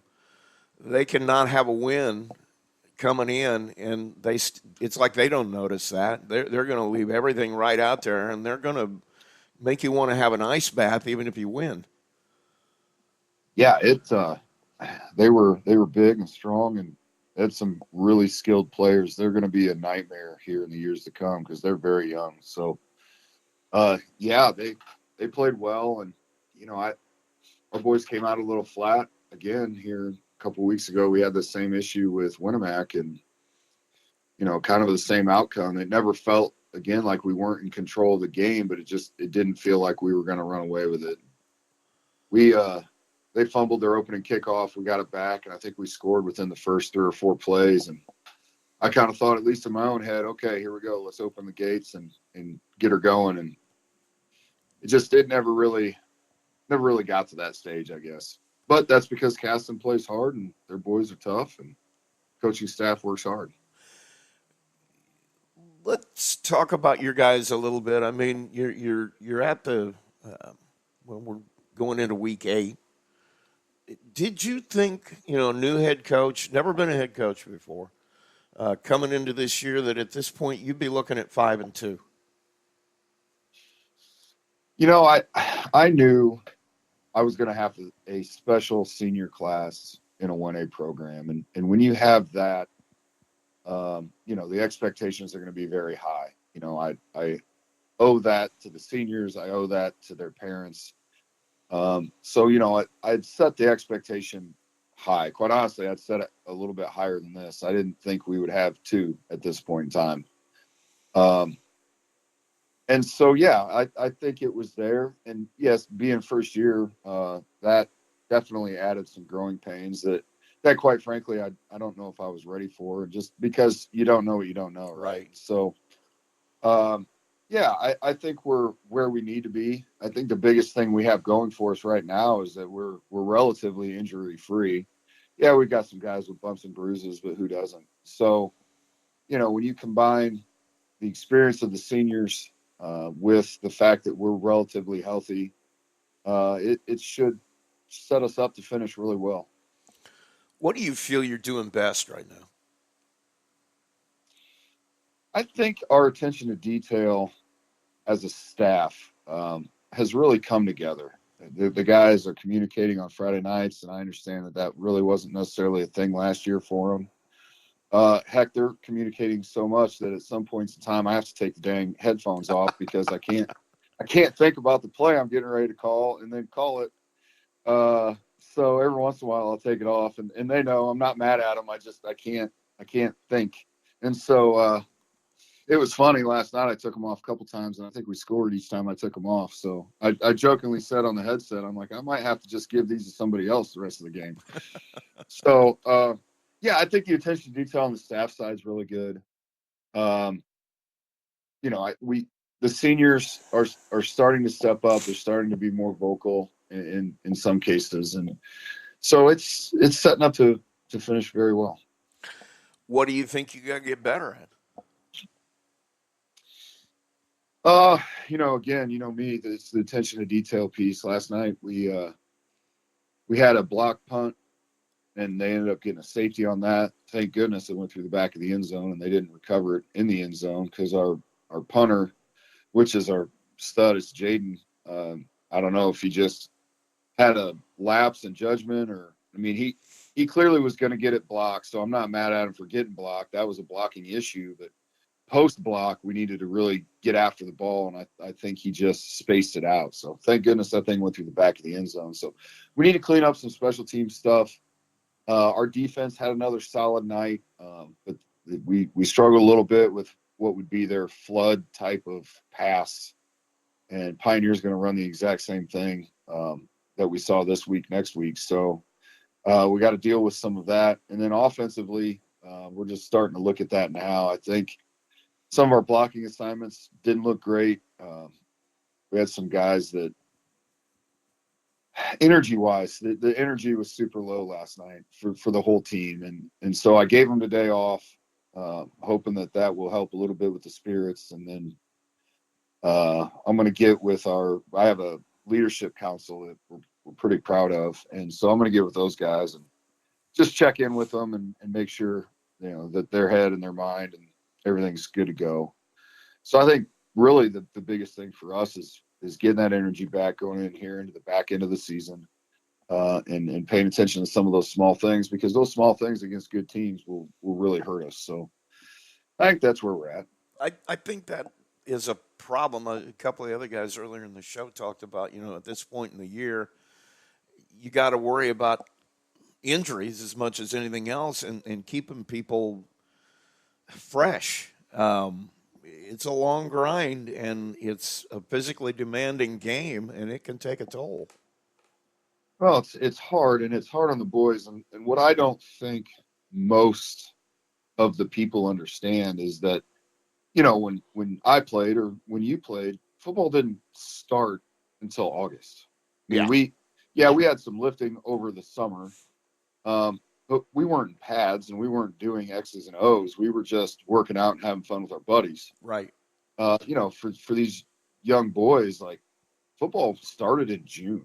And so that's really hard. It's hard to manage as a coaching staff. It's hard to manage emotionally. I mean, when you have a season that's going that long, and whether you're banging or not in the summer, there's still that grind. And so, there's another first year head coach thing for me. It's trying to navigate my way through just how tired they are physically. And I think we'll figure it out. They care. The senior class, again, like, you lean on them because they're so experienced and because they do love the game.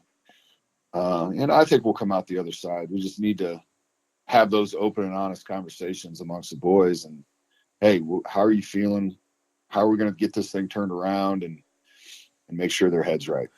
And that's you mentioned the grind, and that's exactly what the season is. It's incredibly physically demanding, but you only play once a week. And, that game is the reward for that grind during the week. But more than any sport, in basketball, you get out there 3 or 4 times a week. Baseball, you're out there 3 or 4 times a week. You get that reward a lot more often and a lot faster. Yeah, you're absolutely right. I mean, you're more up than down in those other sports, meaning you're in it more. And so I think that even adds to the grind, simply because here we are practicing 6 days a week. Well, I guess 5 days a week, and then with the 6th day being the actual game, they're getting 1 day down, and so they're doing way more practicing and way more grinding than they are having the fun piece of it. Right. Whereas, basketball, even wrestling, like you're getting after it multiple times a week. So, yeah, I think the thing that would bother me the most is, after a loss, you got to live with that for 6 days. It's not like, okay, we'll go to practice and then we'll get it out of our system here. We'll play a game here in a couple of days. You're going to have to just deal with whatever happened there for 6 days before you get a chance to go back out. Yeah, I mean, I think the really good coaches, they're able to,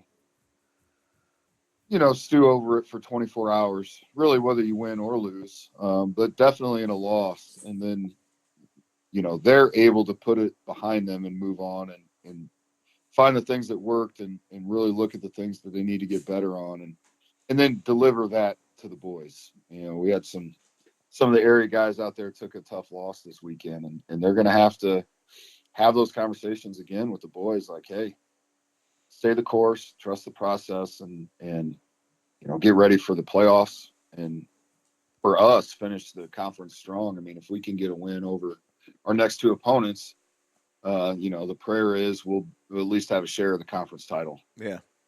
Well, and you've got 2 really tough tasks. You're going to have to be on the road at Pioneer, and then you get to come home. But North Miami also having a great year. Talk about Pioneer first just a little bit. I know you probably had a chance to look at them really in depth, but, they're another one of those teams. They do what they do. There's really not a lot of preparation other than how do we stop what they do. Yeah, I think, that's a program that went down there for several years and people were able to capitalize on it.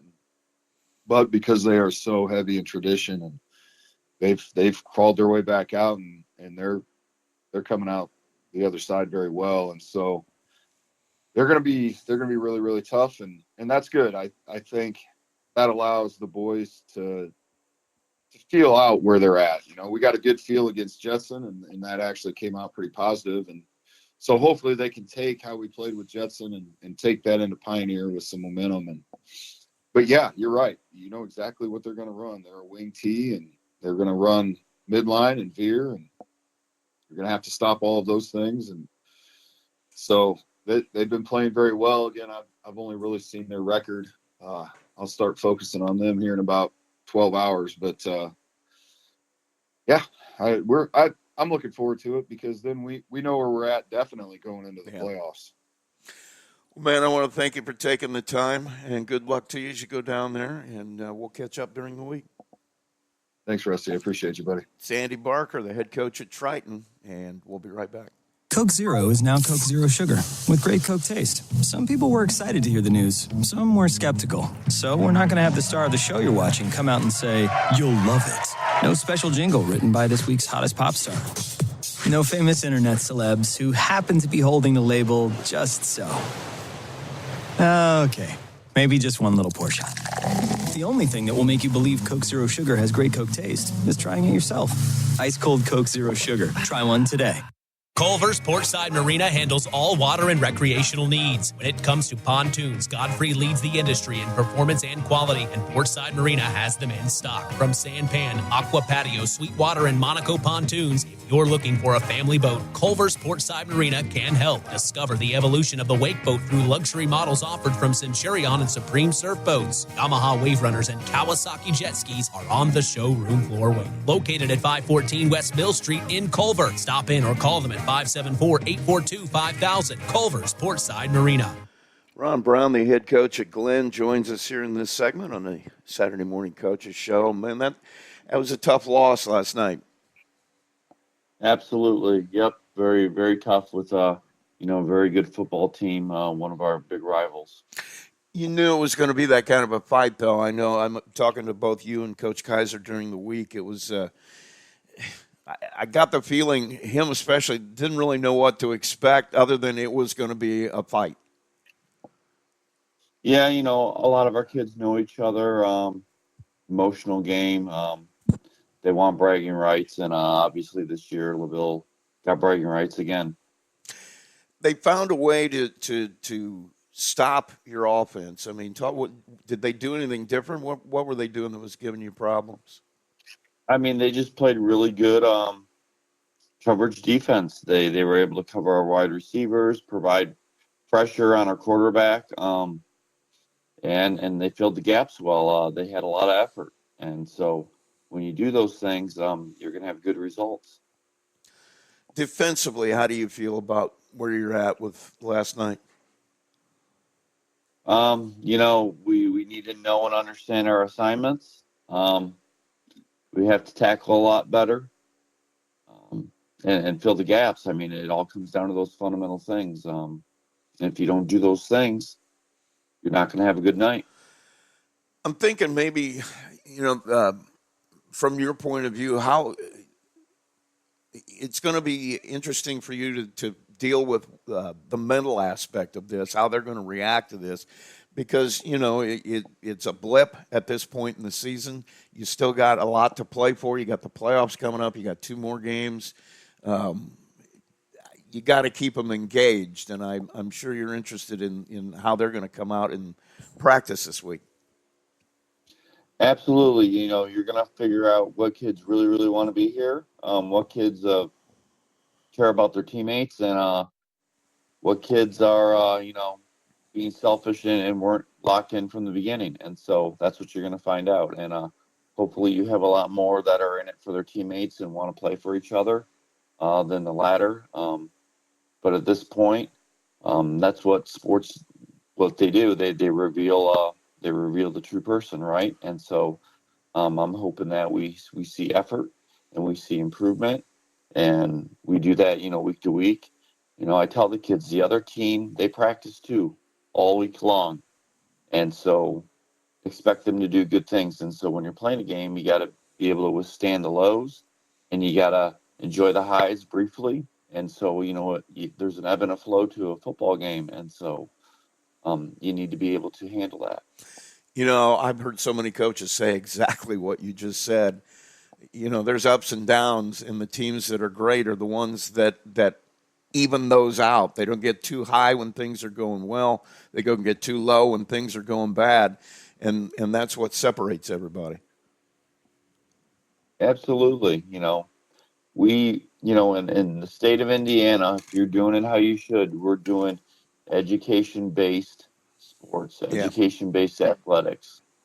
And we're trying to teach these kids lessons. And, a lot of times outsiders or bystanders, they don't see that. They don't grasp that. They look at the wins and losses, and they look at, just the surface product. And so hopefully we're doing a little bit more than just the surface product. And that's something that I agree with you completely. If you're not in that locker room, if you're not out at practice every day, you don't know what's going on. That's where everything gets done. And if you're not there to see that, you don't know what's going on. Absolutely. And, I used to tell kids all the time when I was a younger coach, how I feel about you as a player isn't how I feel about you as a person. There's a difference. And so, we got to improve ourselves as players, and hopefully, the coaches are helping, improve the kids both as players and people. We're about, this is week 8, so you got 2 more weeks to go. I mean, how do you feel about where you're at overall? I mean, I think we have a lot of things to work on, obviously. Is the talent there? Absolutely the talent. But, the worst thing, that you can say is, you got a lot of potential. Yeah. And so when the potential isn't realized, that's where the frustration sets in. And it's a two-way street with that. The athletes have to be able to be willing to push themselves and show their talent, use their talents. And us coaches have to be able to deal with the highs and lows and help them, uncover that talent. So I think these kids are very talented. I think they have the ability to do whatever they would like, but we have to get ourselves right mentally, and we have to go back, and we have to put our nose to the grindstone. All those old adages, they all still reign true, and we have to get better this week. You got a team coming in that is having a good season, but it's one of those traditional teams. The one thing about them is they're going to come in and they're going to be physical. They're going to man up, and that's got to be tough to deal with as well. I mean, talk about Valley a little bit. What do you see? I mean, Valley's big. They're strong. They're aggressive. I would say they're a very complete team. And so, we're going to have our hands full. But, I have confidence that we're going to scheme up some things that are going to make us competitive, give us a shot to, play them and get a victory out of it. And so, it's our job to execute, and it's our job to stop them, defensively and produce points offensively. And so I'm hoping that we can get our minds right this week and come out against a very good Valley team. Well, Coach, I want to thank you for taking the time, as always, and we'll catch up during the week. All right, thanks so much. Ron Brown, the head coach at John Glenn. And stay there. We'll be right back. When it comes to your money, you want a bank that understands you. At First Federal Savings Bank, we offer more than just a place to deposit your paycheck. We're here for you every step of your journey. Need a loan for that new dream home? We've got you covered. Looking to save for the future? Let's make it happen together. From personal banking to business banking, we offer full-service solutions tailored to your needs, online, in person, or over the phone. No matter where you are, we're with you every step of the way. First Federal Savings Bank, we don't want to be the biggest bank, just the best. Borrowers must meet underwriting guidelines. First Federal Savings Bank is FDIC insured and equal housing lender. NMLS number 399927. Looking for a stable career in an industry that doesn't slow down? Hoosier Racing Tire in Plymouth, Indiana is seeking motivated people who believe in quality and want to work in a safe environment. With thorough training provided for all positions, no experience needed. Second, third, and weekend shift production wages start around $20 an hour with potential at $25 an hour within a year. Quarterly bonuses, paid time off, and health insurance benefits that start on day one. Apply online at HoosierTire.com. That's HoosierTire.com. Hoosier Tire is an equal opportunity employer. There's a trend happening around the educational world. More and more high school graduates are attending smaller community colleges to start their educational journey. At Marian University's Ancilla College, we welcome students from all walks of life. The opportunities at Marian University are endless, from living on campus to being a collegiate student athlete. From day one, your professors will help you create a plan for a success at Marian and beyond. Find out more about Marian University's Ancilla College through our website at marian.edu/Ancilla today. And we're joined by Avery Malcolm, our Tony the Boss Ross Player of the Week here this week from the Bremen soccer team. I got to say, did you ever imagine that kind of a week, ever? No. I mean, last year and the year before that, I did not score. I think I've scored more goals in one game than I scored all last year. So it was I don't know, unexpected, but I'm happy. I'm just telling you, you could leave me alone in the gym with nobody, and I don't know, in front of the goal, I don't know I could score 11 goals in several days. So I don't know how you did that in a week. I mean, what did that feel like? I was happy. I was excited for me and my teammates. It's definitely a good feeling. Let's talk about your teammates. I mean, you guys are having a great year. Yeah, we are. I think we're 12-3. Something like that, yeah. Yeah. We won conference. That's exciting. Talk about that. I mean, this has been a process for you guys. You've been playing together a long time. You got to feel good about where you're at right now. Yeah, we've been playing together basically since preschool, but I don't think anyone from Bremen High School has won sectionals, and I think we actually have a chance this year, which is exciting as well. And I think conference, we almost lost it. I think we got it last second. I don't even think half of us knew we won until we actually had the plaque, because we lost against Glenn, but then we beat them in the tournament, which made us win conference. Now, you had somebody new in goal the other night, too, for that, didn't you? Yes, our goalie had a baptism for her niece, so we had to put one of our center mids in goal. So I think me and her stayed for an hour after practice the day before, and I shot on her so many times, but it was scary, definitely. But I think our defense stepped up and helped that a lot. Yeah, she got the job done. I mean, you guys ended up winning the game. Yeah. Our goalie came at halftime, so that was really exciting to see her come out. I think that's really cool that she got to be there for that baptism. I mean, I think that's special. Yeah, it was. How do you guys feel about where you're at? I mean, what's the future? You got the tournament coming up. I think we're happy at where we're at. Next year, I don't think we're going to be. I mean, we have 6 seniors, and they're all starters. Oh, man. Yeah. That's going to be tough. Yeah, it will be. But I think we have a shot at sectionals this year. I think our drawing was pretty good. Let's talk about you a little bit. I mean, you have family members and mom and dad, your brothers and sisters. How about their names? My mom is Kristen Malcolm. It's her birthday today, actually. Oh, really? Well, happy birthday. And my dad's Corey Malcolm. I have a younger brother and an older sister, Reagan and Blake. So the younger brother, does he play soccer too? No, he plays football, but he's in middle school still. Okay. Does he ever help you out, though, with your soccer stuff? No, he played soccer, but he wasn't that good.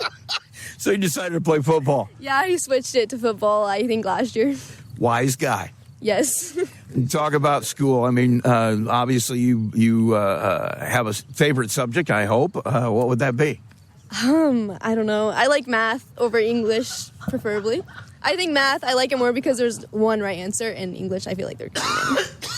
You math people, I don't know about you. You just seem to have all the answers. I guess so. You thought about your future? I mean, are you going to college?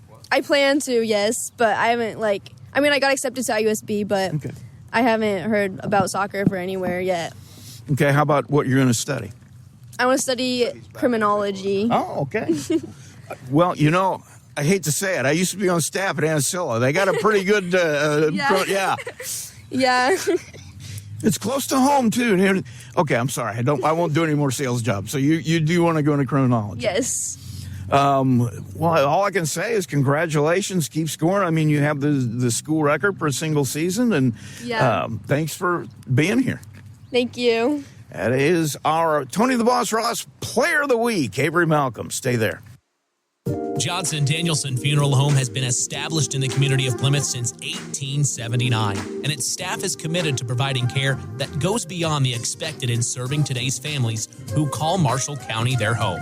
They welcome families seeking options and alternative ways to pay tribute to someone, from burial packages to pre-planning to planning a checklist. The professionals, along with caring staff at Johnson Danielson, are available to assist your family 24 hours a day by simply calling 574-936-2829. Visit their website at johnsondanielson.com for a complete list of services. Johnson Danielson Funeral Home. Service beyond expectation. At Marshall County REMC, they are more than just your electric provider. They're your neighbors, your partners, and your connection to a brighter future. Since 1936, they have been powering homes, farms, and businesses with reliable service, innovative energy solutions, and a commitment to our community that never wavers. It's not just about keeping the lights on. It's about keeping our community strong. Marshall County REMC, powering progress, powering you. Learn more at marshallremc.com.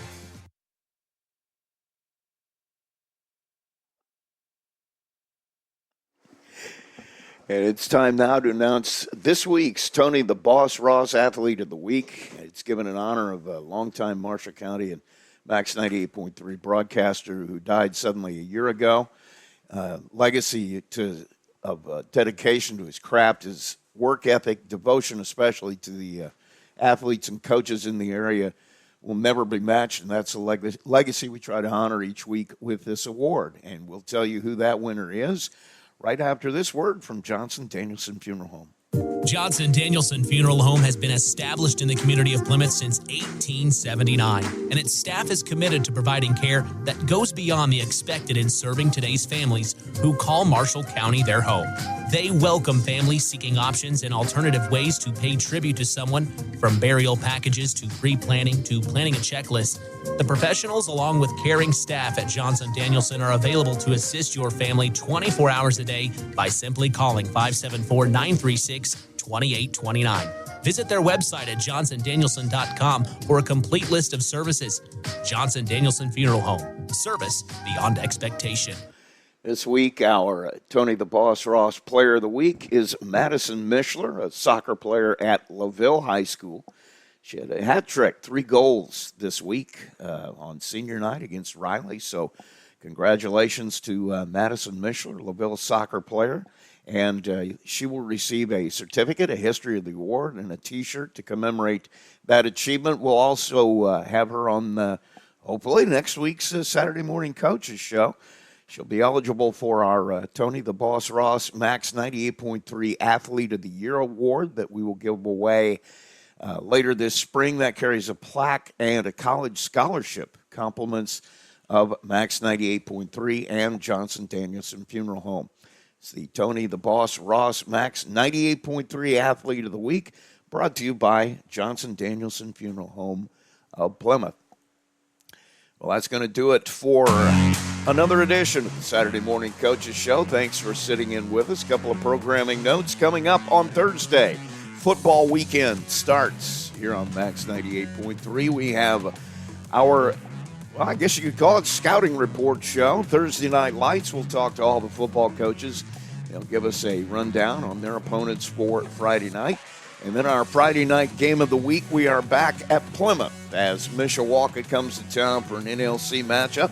So Plymouth and Mishawaka at Plymouth High School is our Max 98.3 game of the week. And, of course, Saturday morning we'll have all the coaches back in to talk about their games on Friday night. So that's going to do it. Thanks for listening. Have yourselves a great weekend.